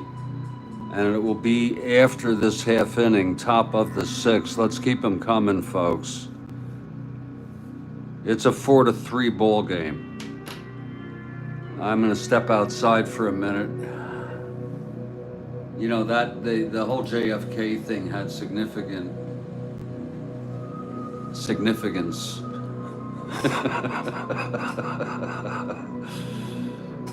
To me, it's such a sick thing. I mean, who frickin' parades an alleged murderer of the President of the United States in open space like that? I say take him in the back and put him in something. Put him in an unmarked car. Frickin' do it in the middle of the night. What kind of crazy shit was that? You know? I mean, they say hindsight is 20/20, but really, I mean, really, folks, you know? Really.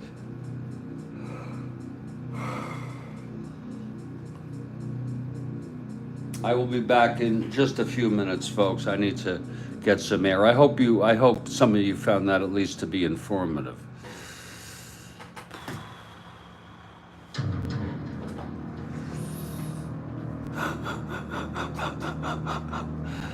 Ivan me wants to lighten the mood. Okay. Lord, that's crazy. I think he had his eye. I saw the flash on his black sweater.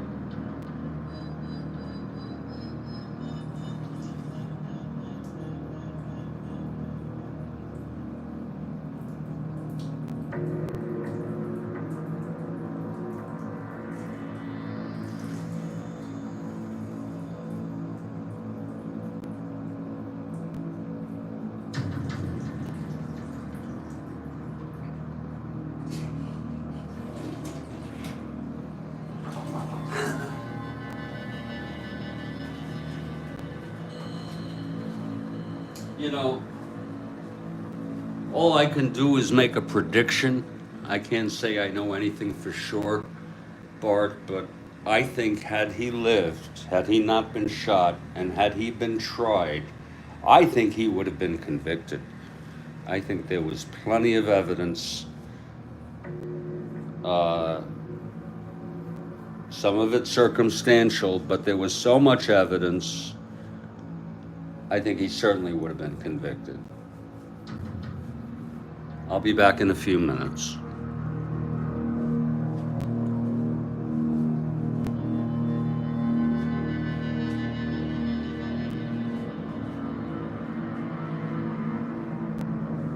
And I don't care what time it is, folks. I have 12:34 p.m. I'm going. This is my game for the day. I'm not doing anything tonight. I'm going to be relaxing tonight. I might do a premiere, something weird for a premiere, but I am not.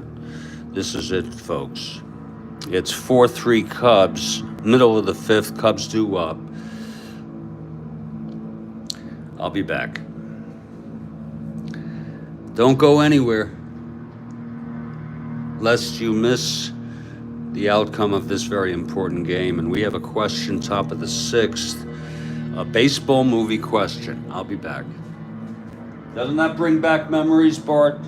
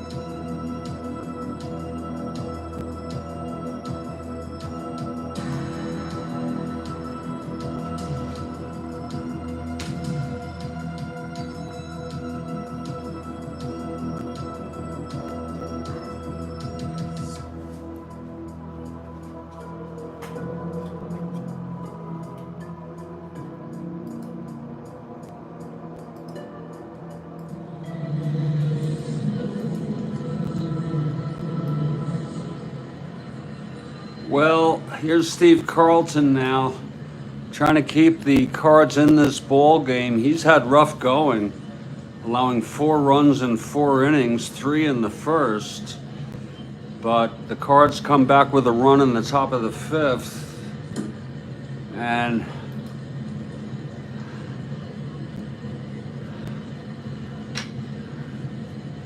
this is what you would call a very tight ball game.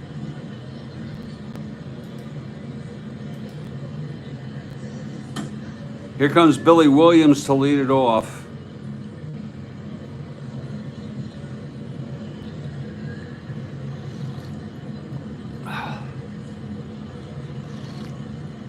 Williams walked and scored, doubled and scored. Here's Carlton now.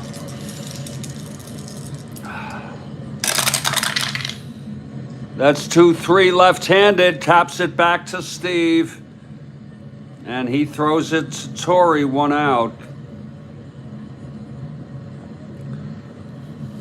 Here's the captain, Ron Santo.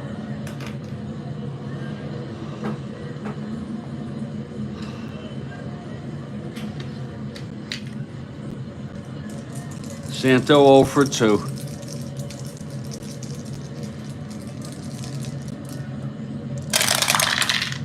That's 1-7 left-handed, and he grounds it to second for Julian. And that's 2 outs.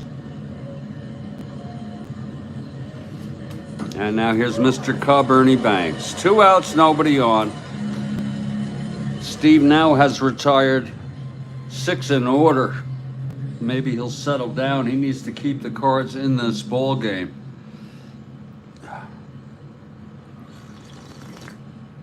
Oh, that is good coffee.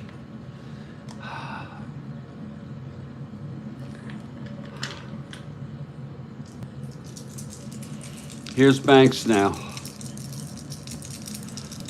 The pitch from Steve. 1-3 left-handed, ballpark slash. Oh, it's a 12. I don't know. No, it's not going to go through. Oh, what a beautiful catch by Maxville. Oh, a 1-3 left-handed ballpark slash against the right-handed in Chicago. 1-11 against the right-hander, and it was a 12. And that is a beautiful catch by Dal Maxville. He may not have the bat, but boy, he's got the glove. A 1-2-3 for Steve. And we're gonna get a question here.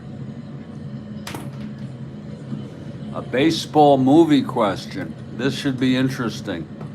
From Bill Ivamy. Here he goes. Oh, he's quick. He's too quick for me. In the 1966 movie Penelope, a policeman played by Peter Falk interviewing Natalie Wood pulls out a pack of baseball cards. She asks for the gum, then she mentions the top card. Name the Met on the card.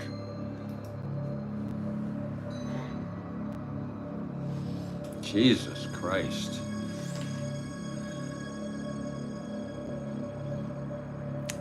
Joe Horland with Marv Throneberry.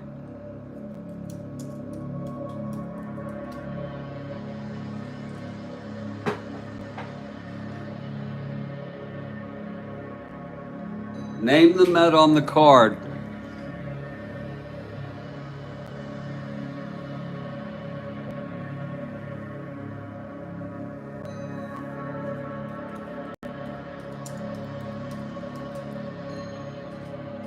Demo says Jerry Buchek.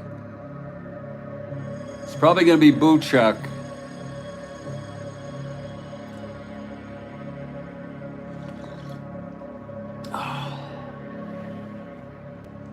It's probably going to be Buchek. Nope and nope.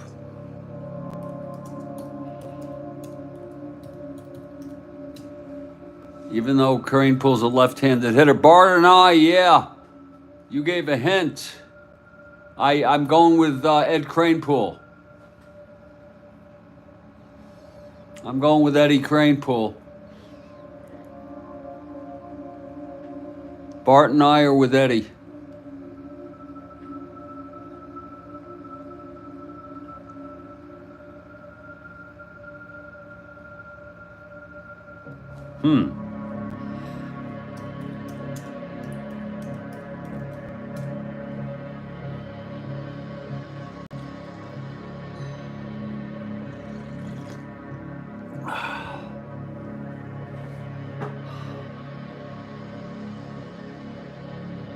Did he lose that game? Wow.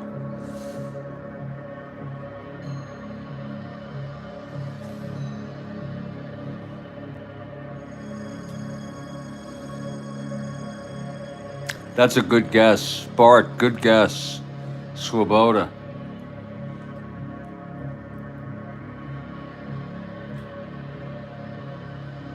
I think Swoboda's going to be right. Oh, he got it.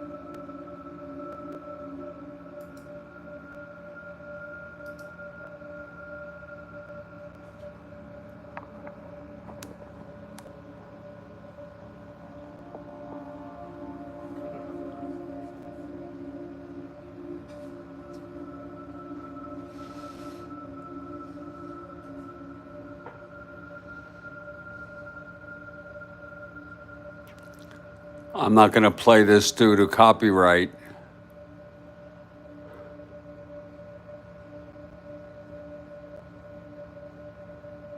This was a pack of 66 Topps cards, and it was also the first year Swoboda got a card to himself.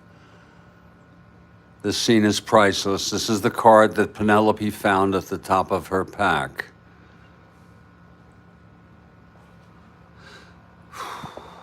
That was a great, great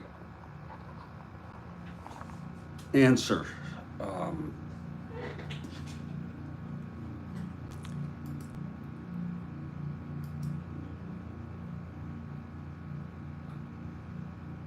That was a great freaking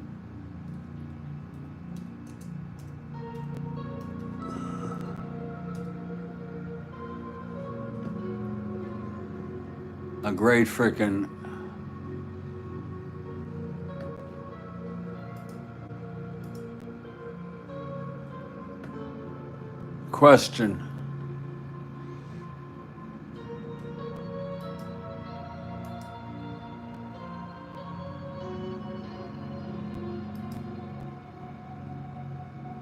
I'm having trouble finding what I want, but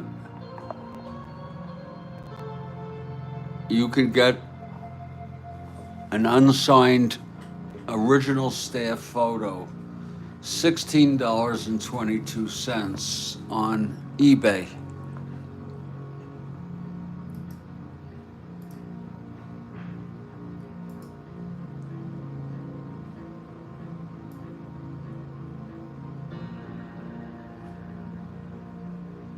Swoboda has power. Oh yeah, no. Swoboda will hit a home run from time to time, okay? Swoboda absolutely had power. You got it, Bill. Anytime.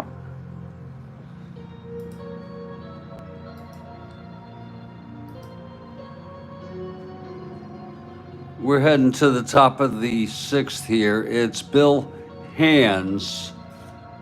He's allowed 3 runs in 5 innings. It's a 4-3 ball game. This thing is as tight as a drum. as far as I'm concerned.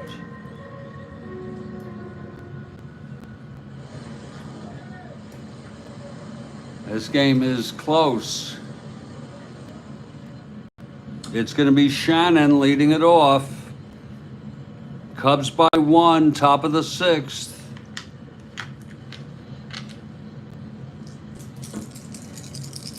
Here's Hands now.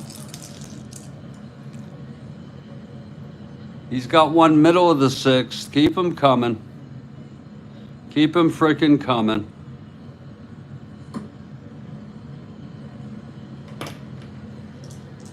Here's Hands now. The pitch to Shannon. That's 4-8 right-handed, and that's going to be, a grounder to third, stopped by Santo. 1 out. One last one, middle of the 6th. Okay.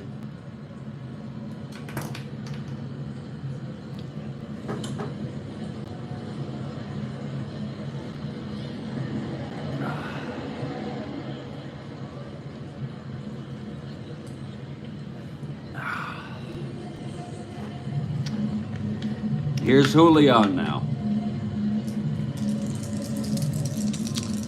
Hands, winds, and deals.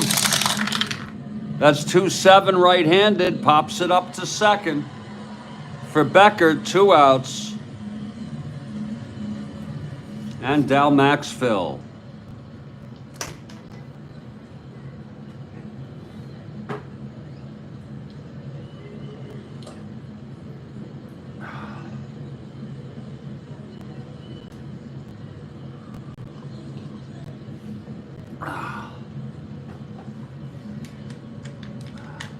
Bill Hands gets the sign from Hundley.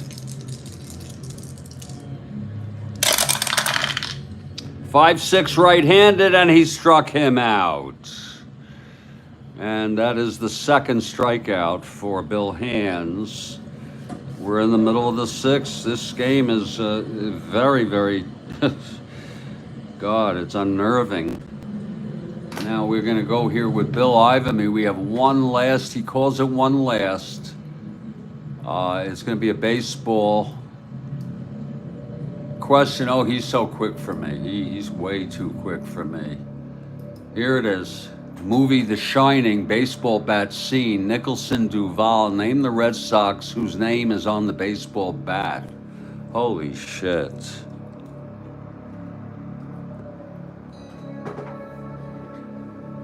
Holy shit.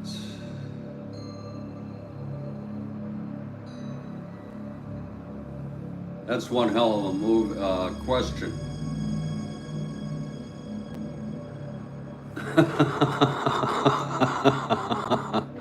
Rhodes Scholar gets credit. Please, let's give him credit, will you? Can we give credit to Rhodes Scholar, my man?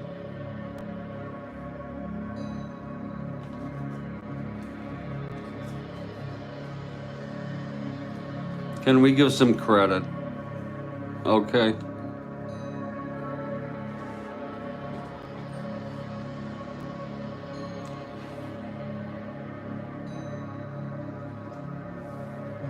I wonder how Karl felt about that.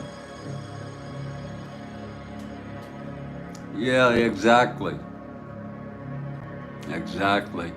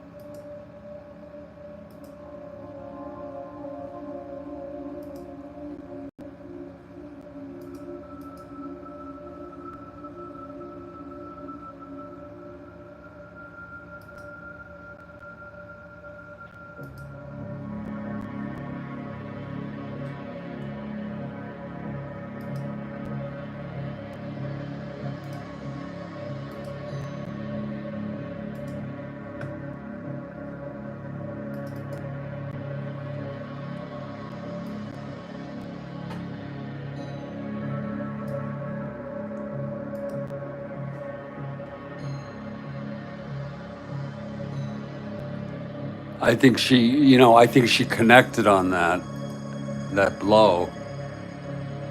And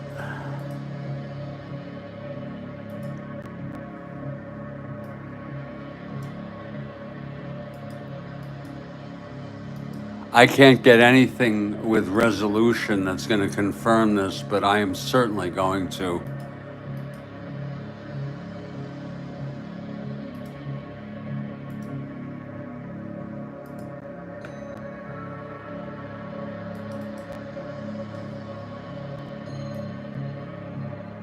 There it is.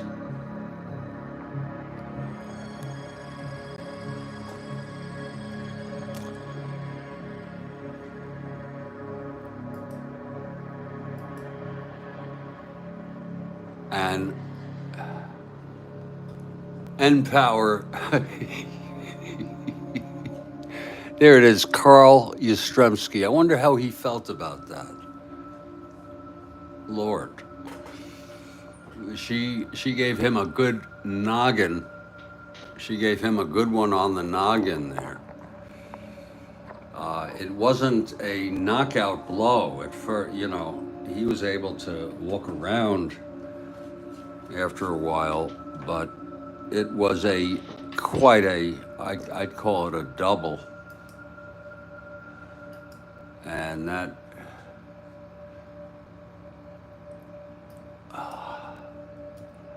left him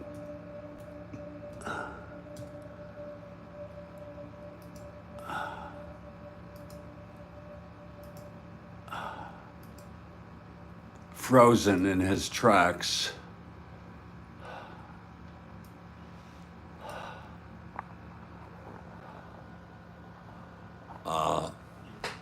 And that was that. You said that was a lighter note. I don't know. I don't know if that was lighter, but it sure was an interesting question.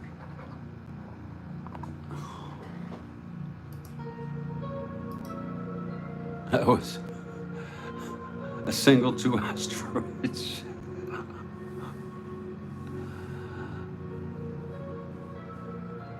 Single 2 asteroids. And that's quite a thing to do, to have it show in the movie, because the Penelope was the much lighter one. And you want to talk about Natalie Wood. God, that's very beautiful. Lightness. Well, it's 4-3. Here's Steve. He has retired 7 in order.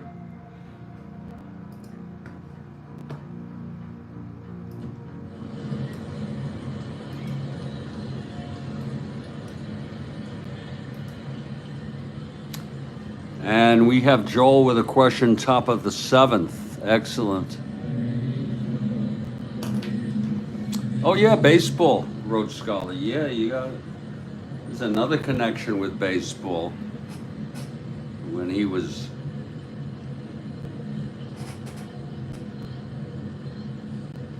calling the World Series game with Koufax on the mound.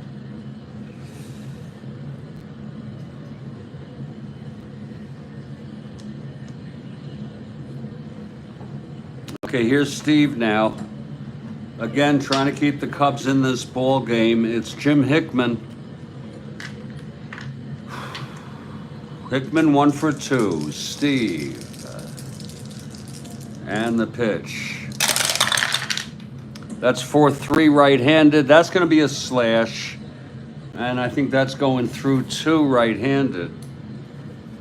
And yes, it does. A leadoff single by Hickman.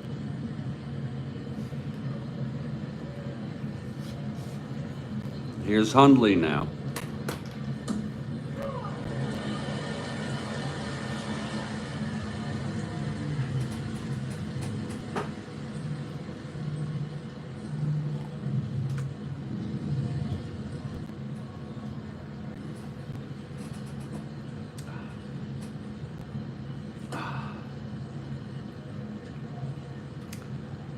Joel Horland has a question in the top of the 7th. I have one during the 7th inning stretch. Of course, if Kathy wants a double shot, we'll have a triple shot.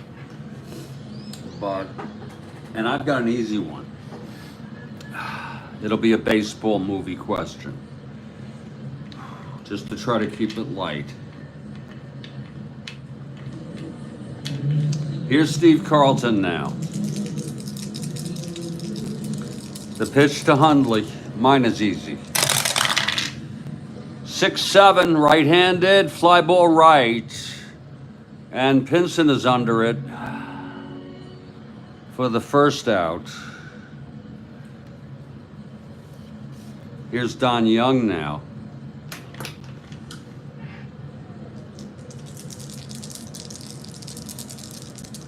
Hands on deck. 5-10 right-handed, struck him out. Now Steve is throwing like Steve should. It's his 3rd strikeout. And here comes Hands. 2 outs, it's Hickman on first. Hands 1 WR.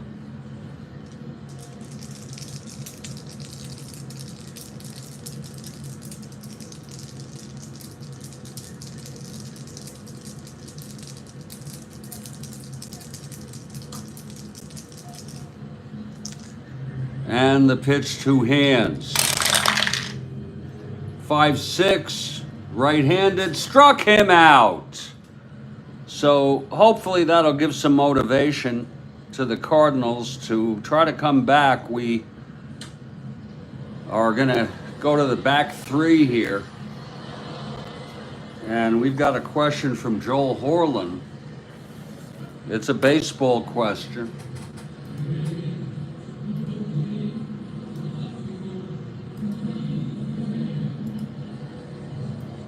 Let's wait for it now.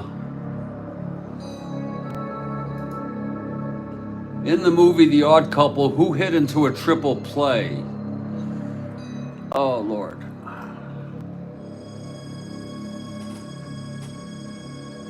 You know, we had a question about something like that, but it wasn't exactly that. Was it Karl?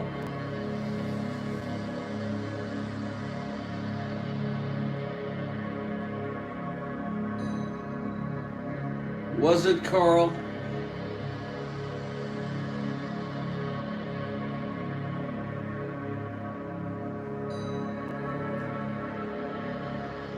Murray the cop. Bill gets it. Bill Ivamy, nice job. Nice job, Bill Ivamy. Murray the cop.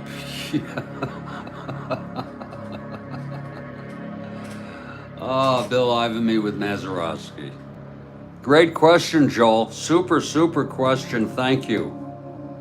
We appreciate it. I got one in the middle of the 7th, which is a very easy question. But meanwhile, here's Bill Hands coming out here, top of the 7th. Got plenty of baseball here left to play in a critical game here for the Cardinals. They're down 4-3. I have enough anxiety in my life to have this. They wanted Clemente, but he wouldn't do it. I don't blame him. Clemente, you know, shit. I don't freaking blame him. Oh, look at that. Steve is due up. Steve's been pitching good baseball. It was an easy. Is that all they paid him? They're going to have Steve hit here. Some of you may disagree.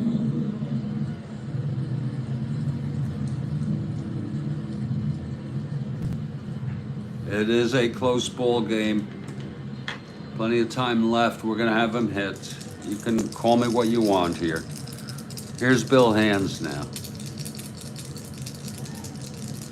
The pitch to Carlton. That's 2-5. He struck him out.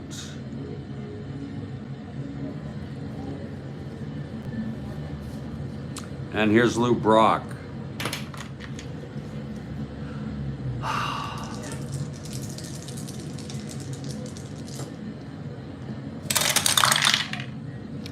One six right-handed. That is a base hit for Brock.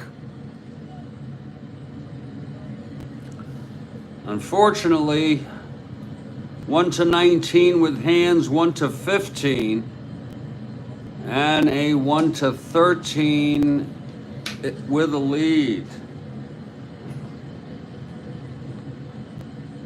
Whoa, that's borderline to see if we even hold them.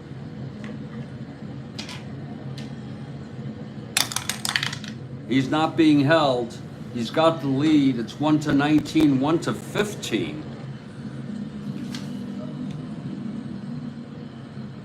1-15. Whoa!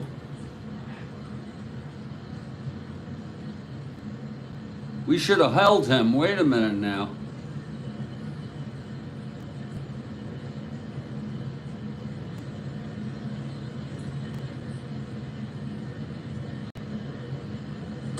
We're going to hold him. I think I can go back on that. We're going to hold him. Okay, we are holding Brock. I think that's legitimate. After I said no hold. Is that all right, demos?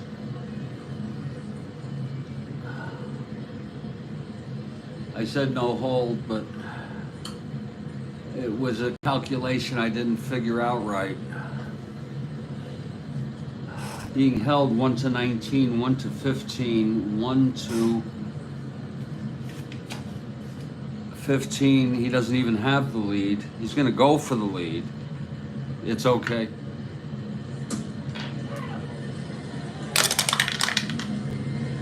Well, he does not get the lead. That's good.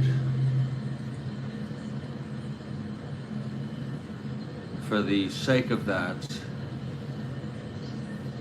he's going to be a 1-19, 1-15.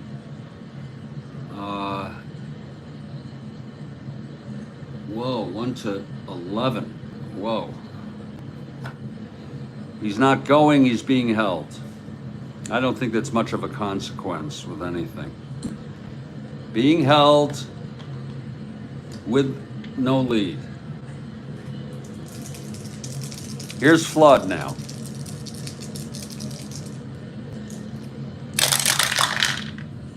One, two. Oh, he lines it to third, catching Brock off the bag in a rundown. 5-4 to 3-4, and it is a double play.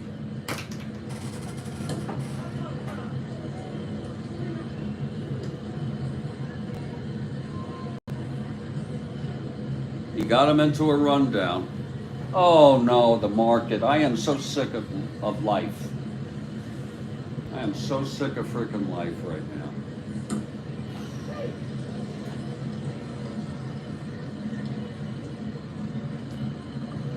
And that will retire the side.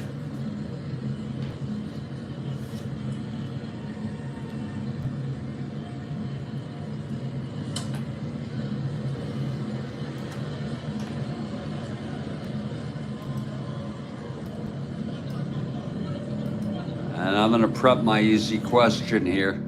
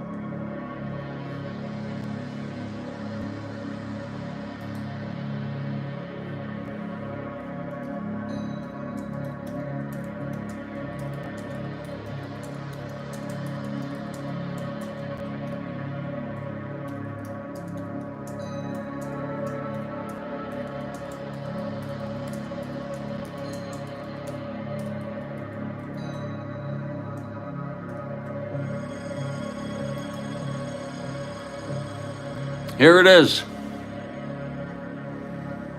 Who played the role of Babe Ruth in the movie Pride of the Yankees?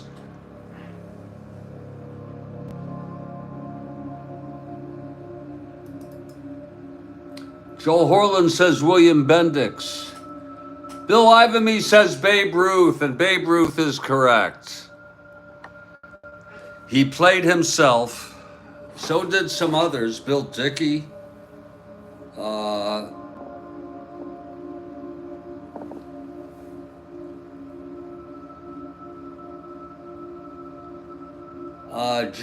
William Bendix played Babe Ruth in the Babe Ruth story. And that was a pretty ridiculous. I thought it was a pretty ridiculous casting. I thought it was sort of a mockery.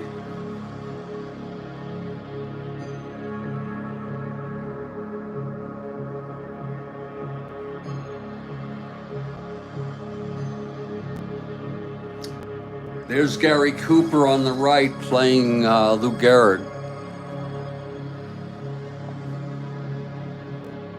I thought, Rhodes Scholar, that John Goodman did a pretty good job in The Babe. I thought that was a good, and then there was another movie I saw, which the guy did pretty damn well too.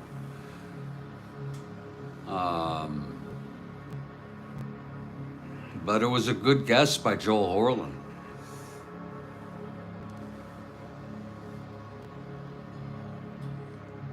Can you imagine that, Gary Cooper?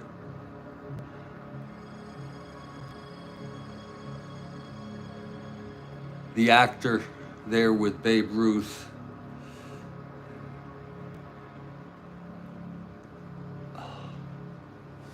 We're gonna get on with this game. Oh, God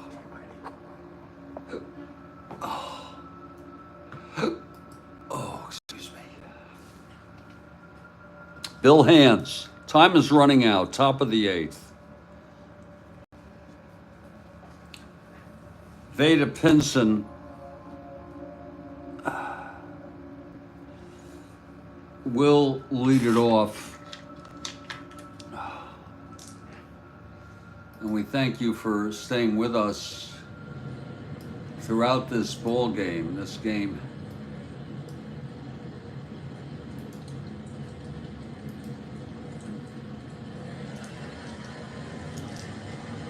One former Yankee appeared in both the Pride of the Yankees and the Babe Ruth story. Hint, shortstop for the 27 Yankees, so that would have to be Koenig. Was it Koenig? Was that Koenig, Bill?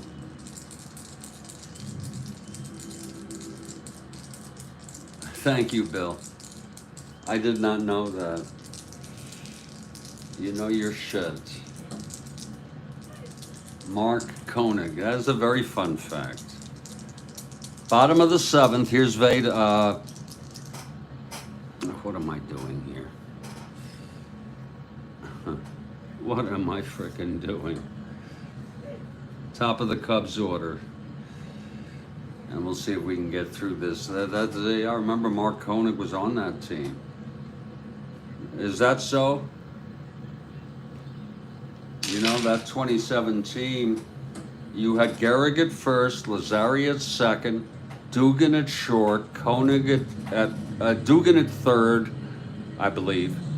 Koenig at short. You had Benny Bengrau and Pat Collins platooning behind the plate. You had Hoyt in center, I believe. You had Ruth in right, and you had Herb. What was the left fielder? Who was the freaking left fielder? God, I can't remember. Musial, Bob Musial in left. I believe Wade Hoyt played center. Herb Pennock was Hoyt was a pitcher. Who was the center fielder? Musial played left. Who the hell played center? My goodness. Wasn't Wade Hoyt? Oh yeah, Earl Combs, of course. Earl Combs. You had Pennick and Hoyt as the top starters. They swept the Pirates in 4 games. And that was one hell of a team. It was called Murderers Row. Oh, Lord. Okay, here we go, folks. Paul Popovich leading it off. Carlton has gone all the frickin' way. The pitch to Paul, 3-5, left-handed, pops it to second. And it's Julian to make the catch, 1 out. And here's Glenn Becker. Yeah, Earl Combs in center. I think the lineup was, I know Ruth batted third and Gehrig batted fourth. I think Combs led off and Musial batted second. I'm not certain. I think Lazari batted fifth. Dugan sixth. Koenig seventh, and Ben Grauer, Pat Collins eighth, but I could be wrong about all that. And I know that from the Strat-O-Matic.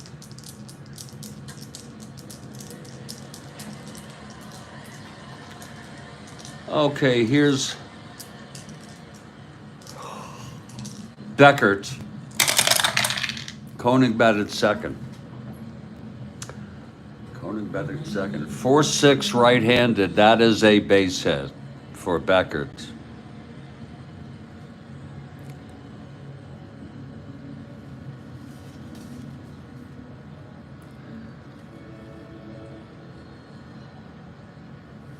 Not being held, not trying. So Koenig batted second. Was it Combs who was the leadoff hitter? Combs, Koenig, Ruth, Gehrig, Lazari.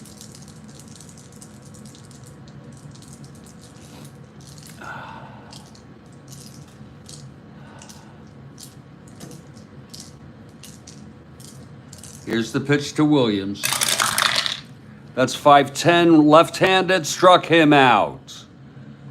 And that's the 5th for Steve today. 2 outs, and Santo coming up.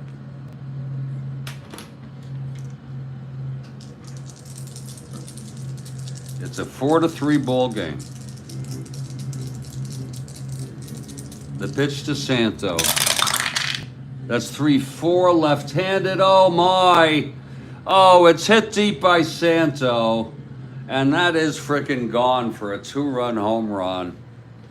Well, there's no use in me getting upset. You know, this is just a board game. This is just I would have loved St. Louis to, and that's going to be it for Steve Carlton.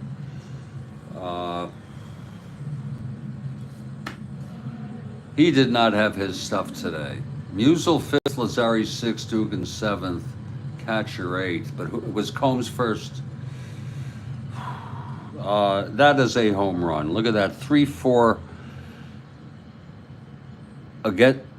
Oh wait, yeah, 3-4 against the left-hander, and it is gone.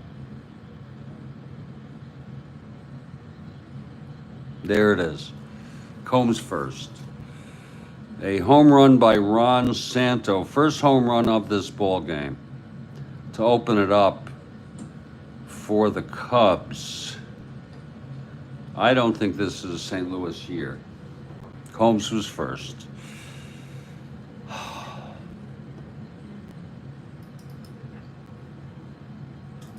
A 2-run blast by Santo, just to spite them, because they have no chance. They're already mathematically eliminated.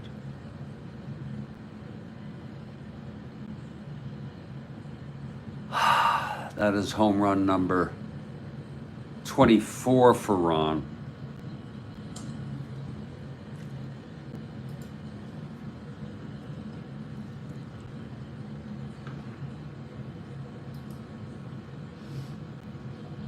And that's it for Steve Carlton. Demos, the next trivia question comes whenever we want it to be. It could be right now. But if you want it highlighted with music, just give me at least a half an inning notice. Demos. But you can, there's no rules here. You know, there's only one rule. Don't be a dick. Okay, that's the only rule. Don't be a prick.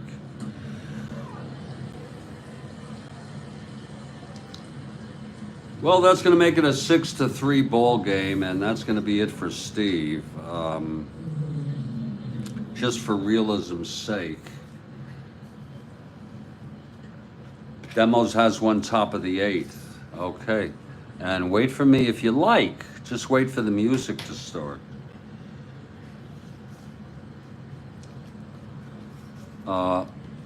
They used a lot of people.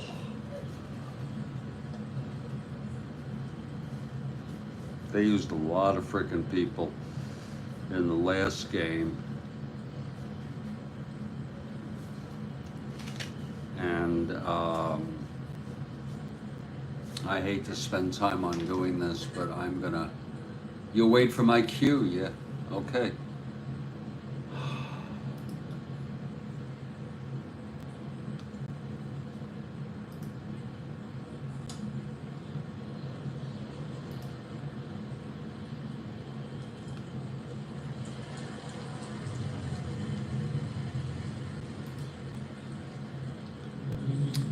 We're looking to see if Dave Justy is available.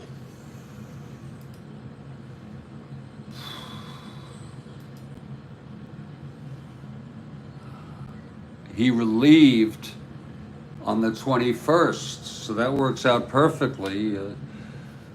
He is sufficiently rested. Justy will come in.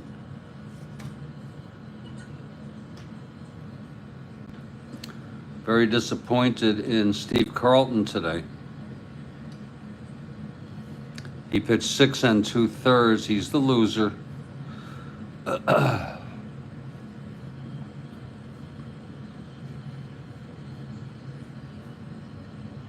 That just did it. Shane Dean said enough.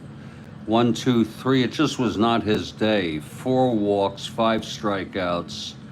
And we can close him out now with 6 runs in 6 2/3 innings. Justy taking his warm-ups. And it'll be Ernie Banks.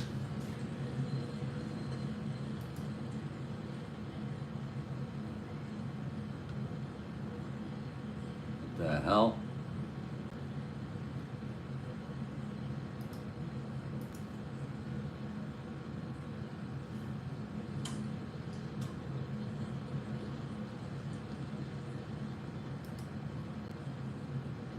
And here we go. Now it is a 6-2 game. Here's Banks now. 2 outs. That was with 2 frickin' outs. Okay, Justy is ready. Here's the pitch to Banks. 5'8" right-handed, walked him. So Ernie is on.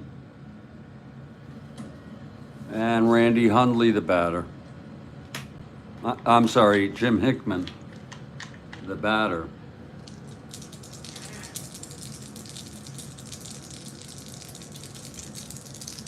The pitch from Justy.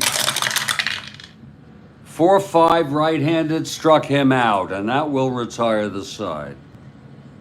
As Hickman goes down swinging, but 2 more runs, that's smarts. That makes it a 6-3 game. And Bill Hand's on the verge of winning his 22nd game of the season. And before that, he's waiting for the cue. You wait for that now. It's going to be nice. You'll know it when you hear it. There it is. There it is. A big question from Mr. Demos. Wait for it now, please. Wait for it. Here it is. Great timing. In the TV show Sanford and Son, many celebrities from music and Hollywood made guest appearances, such as B.B. King, Lena Horne, and Chuck Barris. Who was the only pro athlete to appear?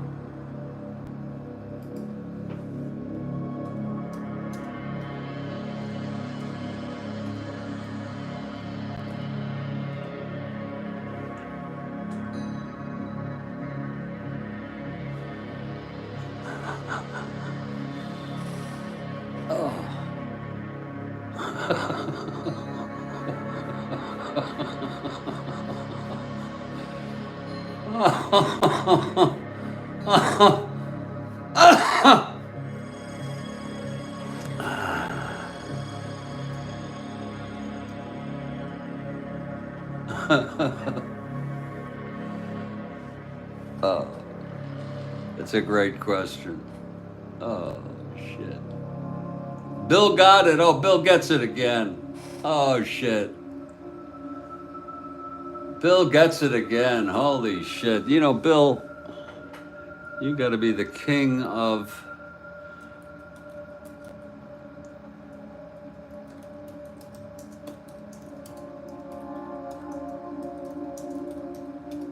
these frickin' games.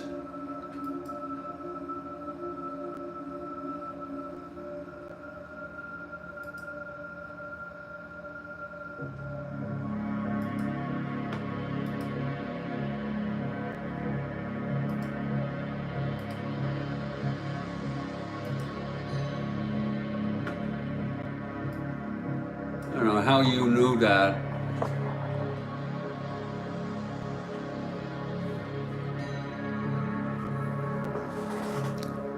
You know that Chuck Barris died. It's about 3 years ago.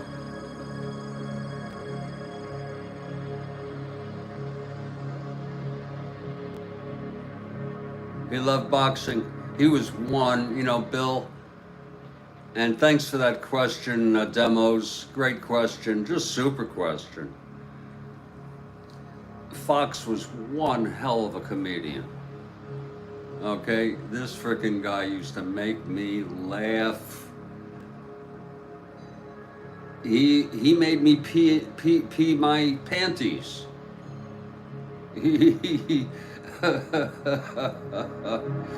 Oh, he was one funny hell of a guy.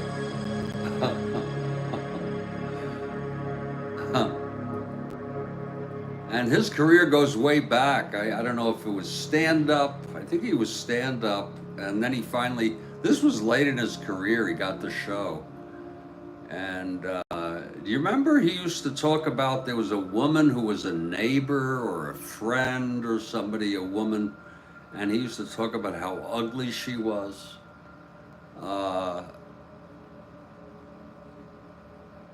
Is that right? Yeah, well, the whites didn't know what they were missing. Aunt Esther. Shit. I wonder how she felt about that. Oh, Christ. Oh, Lord. Oh, Christ almighty. Lord. That's one hell of a frickin' question. I have a mind to do a question in the middle of the 8th. I don't know where Kathy is, but we're missing her. I hope Kathy's okay. Fred Sanford. Was that the character's name?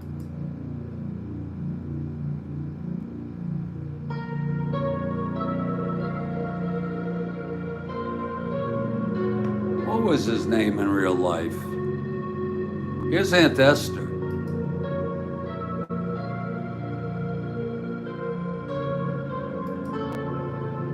I don't think she's so bad.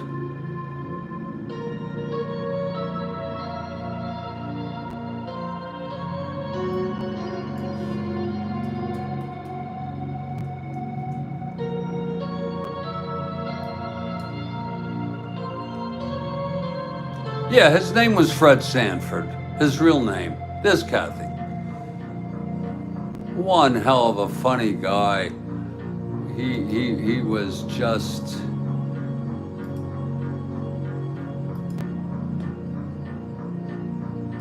one hell of a frickin' funny man. Really. Thank you, Bill Demos. That was good.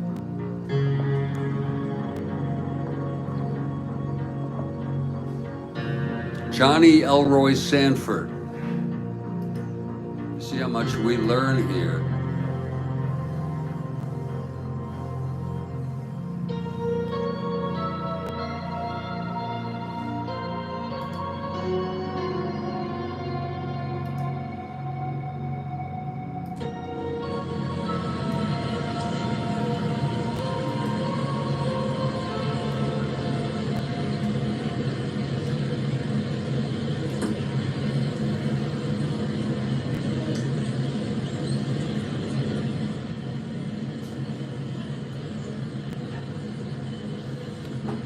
Top of the eighth, 6-3 Cubs. Hands in his first endurance inning. Pinson, Torrey, and McCarver. Cards down by 3. This is going to be a tough loss. All you can do if you're a Cardinals fan is root for the Pirates to lose to the Mets later on this date. That's about all you can do now, and then just continue with a 2-game deficit. Here's Hands now facing Pinson. This game ain't over though. Here's the pitch, 3-3 right-handed, pops it up behind the plate. Hundley off with the mask. He makes the catch. It's 1 away. Here's Torrey now. Lord Almighty, what a ball game! I like that these games go into the afternoon.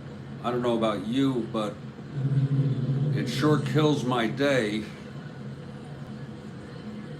Look at the Dow. Oh God! Just because they didn't lower interest rates? Come on.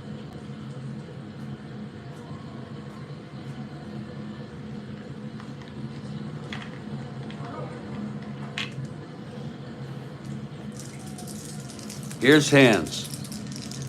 And the pitch to Torrey. That's 310 right-handed. It's a grounder to third for Santo. And he throws it over to Banks, 2 outs. I think the writing is on the wall. I know it's still plenty of time to play. The Cards will have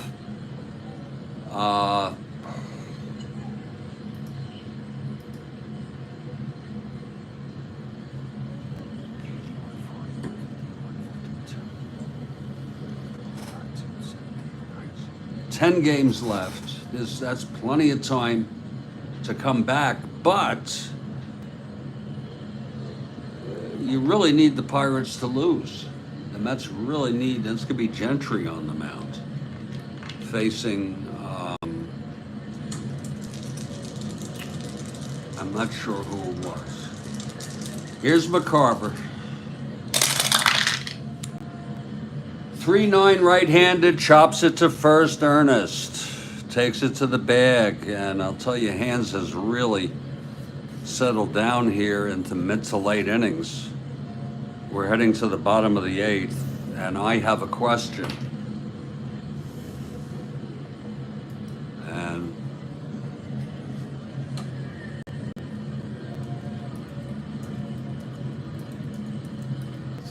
there it is. And Bill Ivamy gets it. Bill Ivamy gets it. He knows his shit.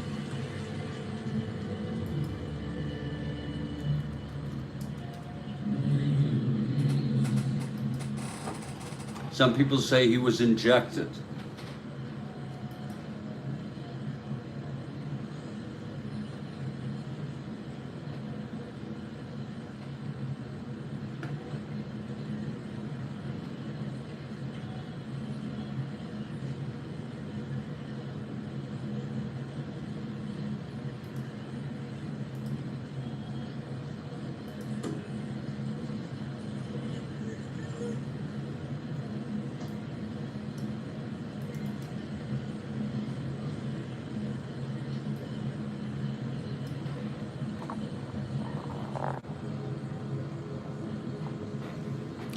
why he had a flag draped over his coffin, but whatever.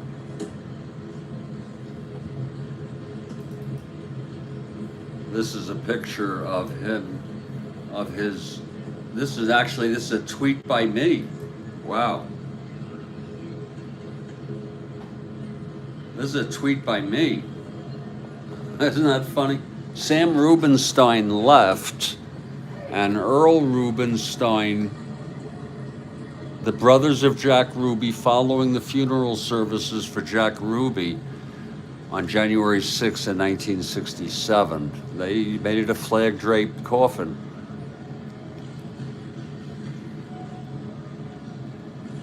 As you can see, Earl has a yarmulke on. Jack Ruby, his real name was Rubenstein. He was Jewish. And that's that.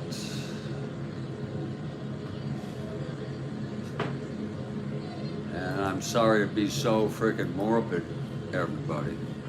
You have 3 Time magazine covers, 2 of Kennedy in '68 and the John Lennon 1980. Awesome. You have the one with RFK when he was killed. We're heading to the bottom of the 8th. And I'm sorry for the morbidity, folks. Here's Dave Justy.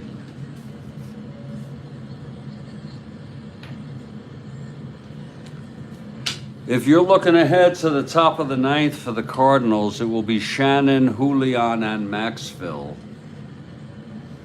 Oh, and post-assassination. Okay. Well, I think those are worth saving.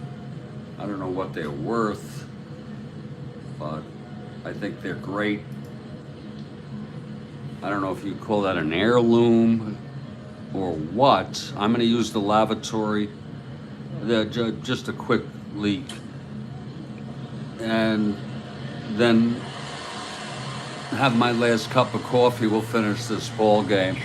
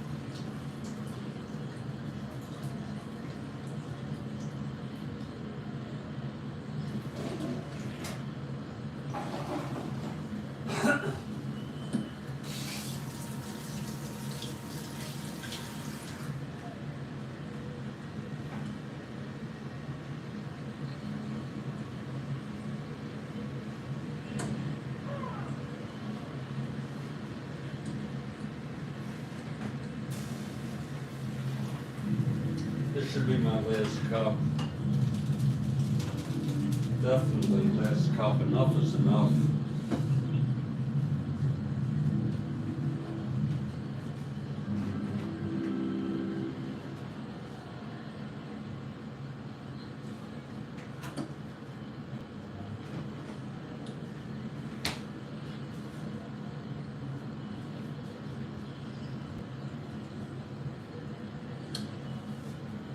Here's Hundley now, bottom of the 8th. Cubs by 3 here. The pitch from Justy. 2-10. And that's a slash. And that's going to be a 5. It's going to go through. Base hit.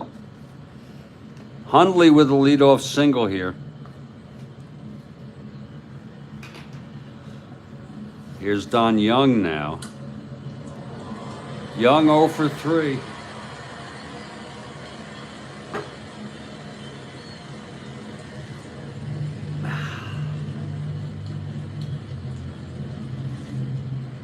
Oh.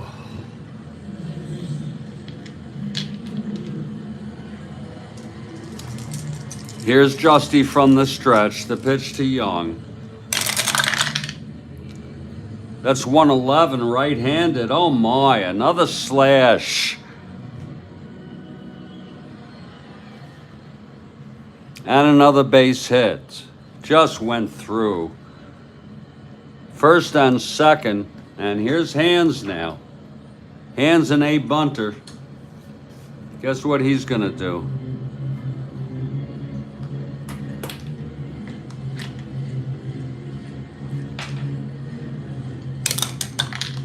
Infield stays back.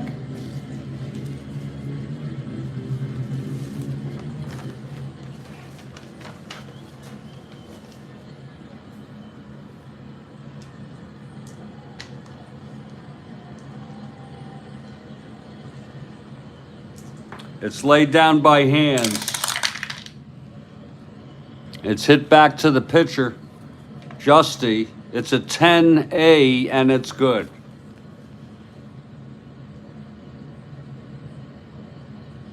So they're looking for some insurance, even though they really, I don't know that they need it so badly, but it's second and third, one out.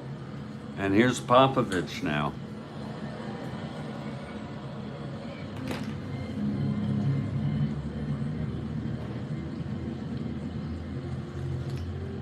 Infield will stay back.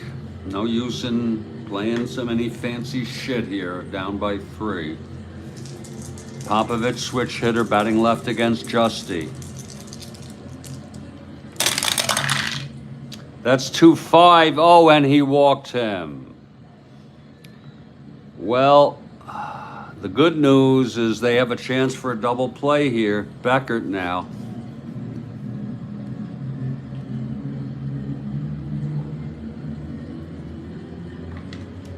The bases are full with 1 out. Beckert is 2 for 4. Here's Justy now.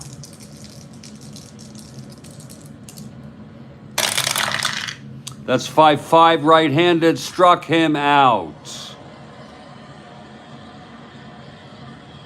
Second for Justy. And here's Williams.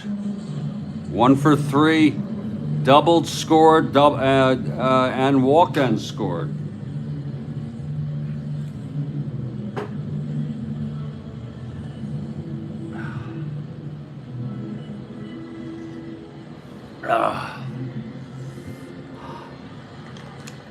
Here's Justy now. The bases are full with 2 outs. The pitch to Williams. 3-10. Oh my, a triple. A bases clearing triple by Billy Williams. Well, them's the breaks. Hundley scores, Young scores, Popovich scores a 3-run triple by Justy.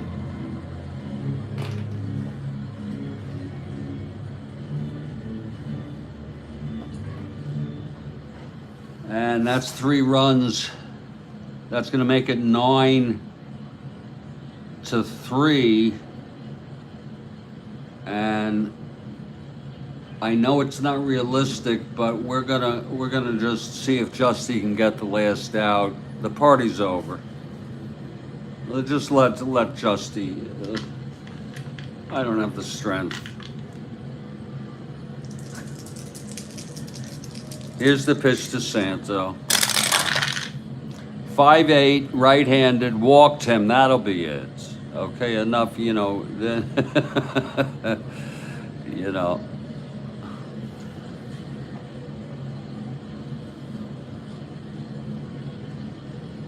All good things must end, all things must pass. Oh, 5-8 right-handed.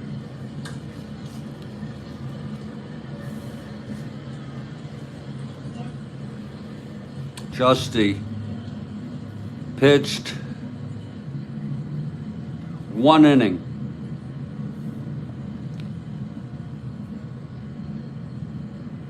He walked 2. Struck out 2, is allowed 3. Liberty and justice for all. Oh, Christ. And who the hell are they going to bring in? They have such a thin bullpen. You know, I'm just going to go take a look to see. I know Rhodes Scholars helped me out with some of this.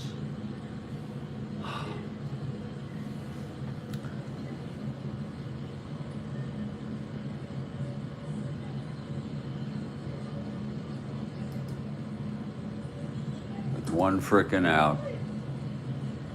2 outs, I mean.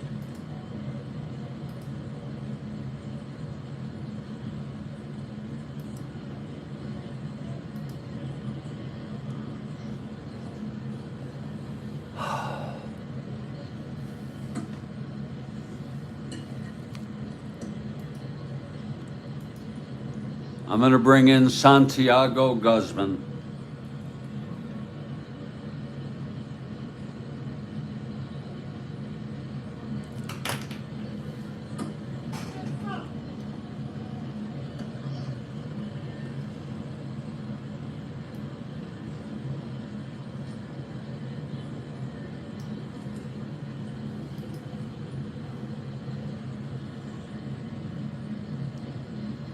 Did he say that on Monday Night Football? Good for him.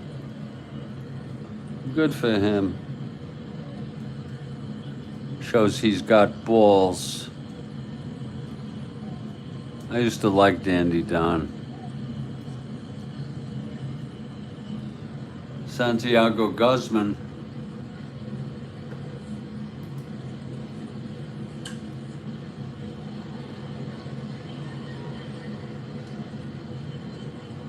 Played very little. He's from the Dominican Republic, Santiago Guzman.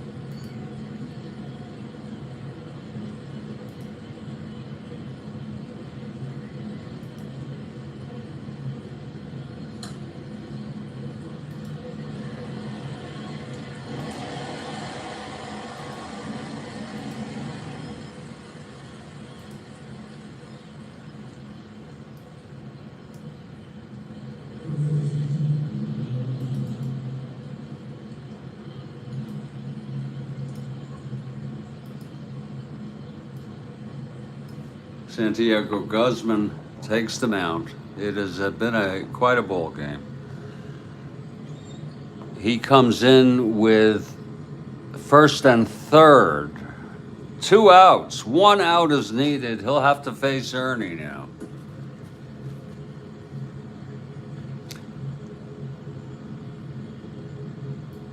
Guzman, a right-handed hitter, facing Ernie Banks, a right-hander. He's got a very good card for a hitter. Unfortunately, he's a pitcher. Here's Santiago now. The pitch to Banks. That's 3-8, right-handed, and he grounds it to short.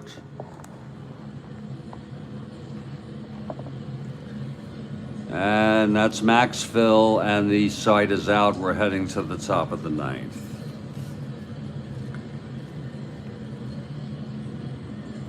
Well, the good news, I enjoyed the questions.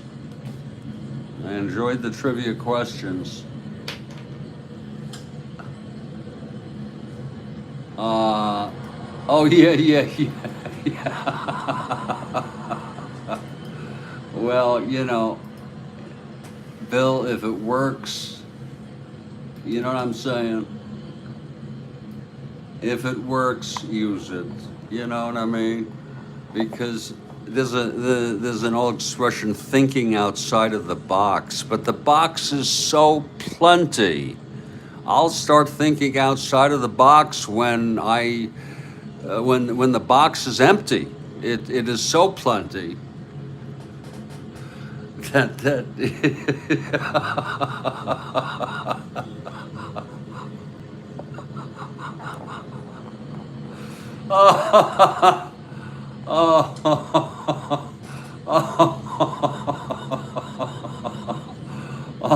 Oh, here we go. Oh, wait a minute. I put in the wrong number here. Oh, shit. Look at that. There were 3 runs there.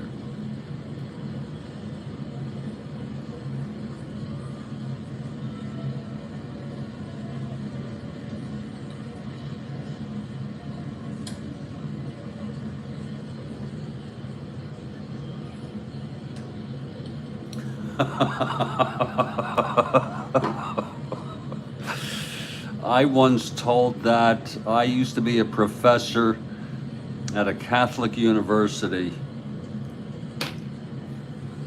and I told that line to the dean of our school, the School of Education, of which the counseling department was housed, and she was a sister, okay? And I told her that. I said to her, you know what, people they talk about thinking outside of the box. I think that's overrated. I mean, you know, why do it when the box is so plenty? And there is some truth to it. It's the idea that, you know, the tried and true methods, let's not give up on what works. And in a way, I think that concept of thinking inside of the box because it's so plenty is thinking outside of the box, if you follow what I'm saying. And she shook her head no. She shook her head no. We also had a sister who was a professor, and I don't remember it was a meeting of some type, a faculty meeting, and she was up there and she was talking about God, and she said, quote, "You have to believe in God," unquote. And this was an interfaith university, it was a Catholic university. I didn't say anything, but I said to myself, my gosh, you don't have to believe in God if you don't want to, or if you don't. That's insane. That's, you know. Interfaith, I was agnostic and still am, and that's part of it, being interfaith, toleration of people who are agnostic, and there are people who lose faith. Okay, what is this business of, I mean, what kind of mentality is that? Anyway, here we go to the top of the ninth. It is a 9-3 game. Well, stranger things have happened. It'll be Shannon, Javier. They may have a hitter for Maxville. And I didn't mean any bad blood to anybody, you know, who believes in God. If you have faith, that's great. Here's hands. It's 1-2, fly ball center for Young, 1 out. Hands on the verge of winning his 22nd game of the season. 120 in real world, I believe.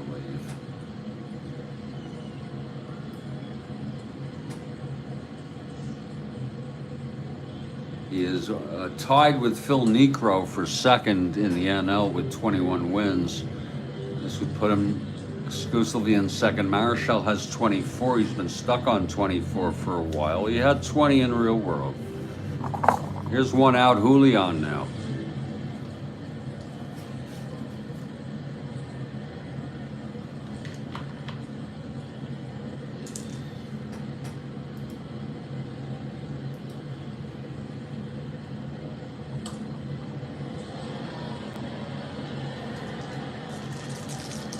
Here's the pitch from Hands. 310 right-handed, lines it to first, caught by Ernest.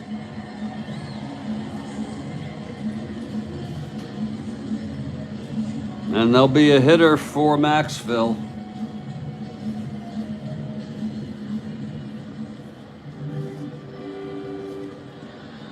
It will be Dave Ricketts. He is the switch hitter.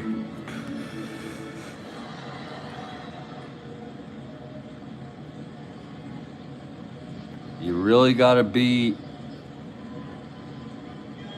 a hopeful person to think that the Cards could come back, but this will put them 2.5 games behind, praying for the Mets to beat the Pirates, and that is not a, you really shouldn't rely on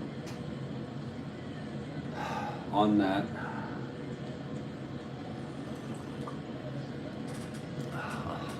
A Pirates win would put the Cards 3 out. Here's Hands now. He gets the sign from Hundley. The wind-up and the pitch to Ricketts.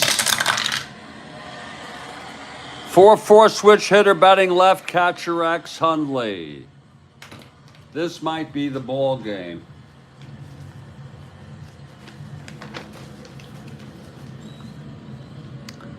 Hundley is a 1-3.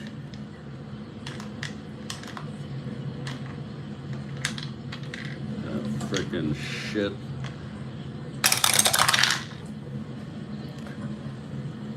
Well, it's a 1-1. That's going to be a wild S. A WS. And he is an E3. That's 6'11", 12, 13. It's going to be a clean WS. I think that's going to be a squibber.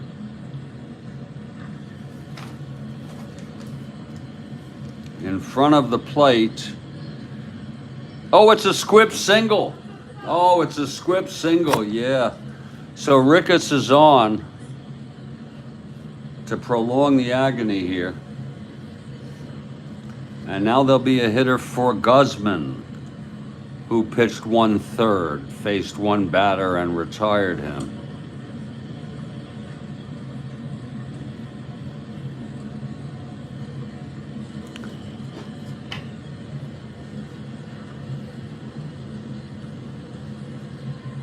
You dug deep, Bill, and you did it. You dug deep. And you know, it's not hard. It's not hard to dig deep and find there's always something I don't know about the Beatles. I don't claim to be an expert, nor to have anything close to comprehensive knowledge of the Beatles. Okay. What a frickin' maniac. Who kills somebody like he did? Who frickin' murders a person? That's a frickin' madness. You gotta be very in control of your behavior, folks. Really. And really. Because you're gonna regret it. Vic Davalillo pinch hit in this game in real world. He's coming in now. Vic Davalillo steps in.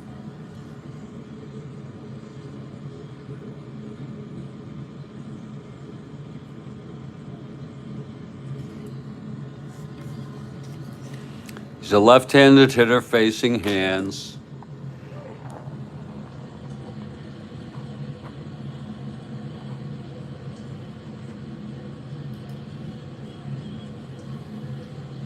Yeah, oh yeah. I didn't even like his stuff, really.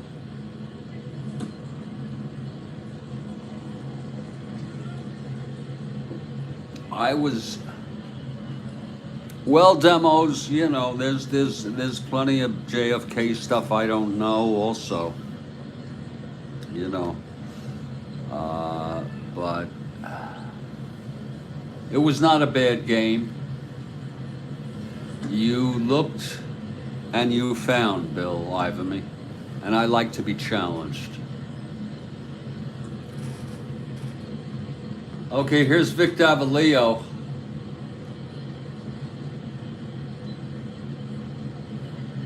with 2 outs. Ricketts on first. Cardinals down by 6. Hands from the stretch.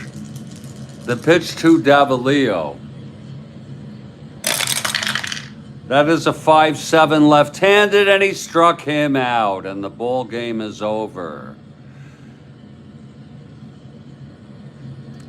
The final here in Chicago, and the Cub fans certainly are happy. Yeah, that's true, Bill. That's a good way you put it. Your best games aren't always the best baseball games. Sidebars are awesome. Thank you. Final line, 4, 5, 6. Chicago Cubs 9, St. Louis Cardinals 3. Real bad loss for the Cardinals here. Hands gets the win. That's number 22. He pitched 9. He allowed 1, 2, 3, 4, 5, 6, 7, 8, 9 hits. He walked 1, struck out 4, and allowed 3 runs. Carlton got the loss. He was off today. Final line, Cubs 9 runs, 10 hits, 1 error. St. Louis 3 runs, 9 hits, no errors. I hope you all enjoyed this ball game.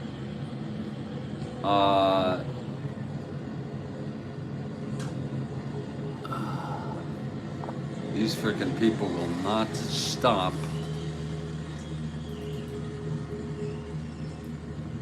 We had a lot of fun.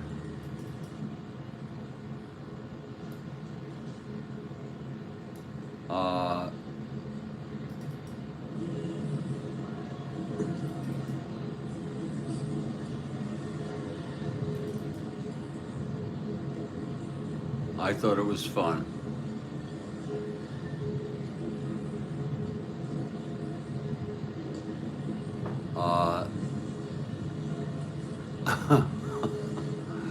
So stay strong, everybody. Stay well.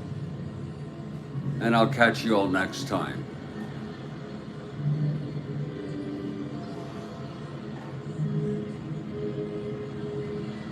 Only for you, Bill. Only for you.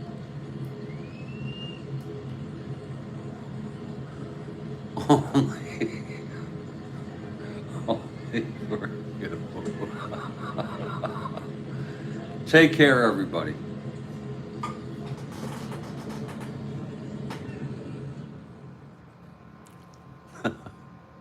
Thank you, Kathy.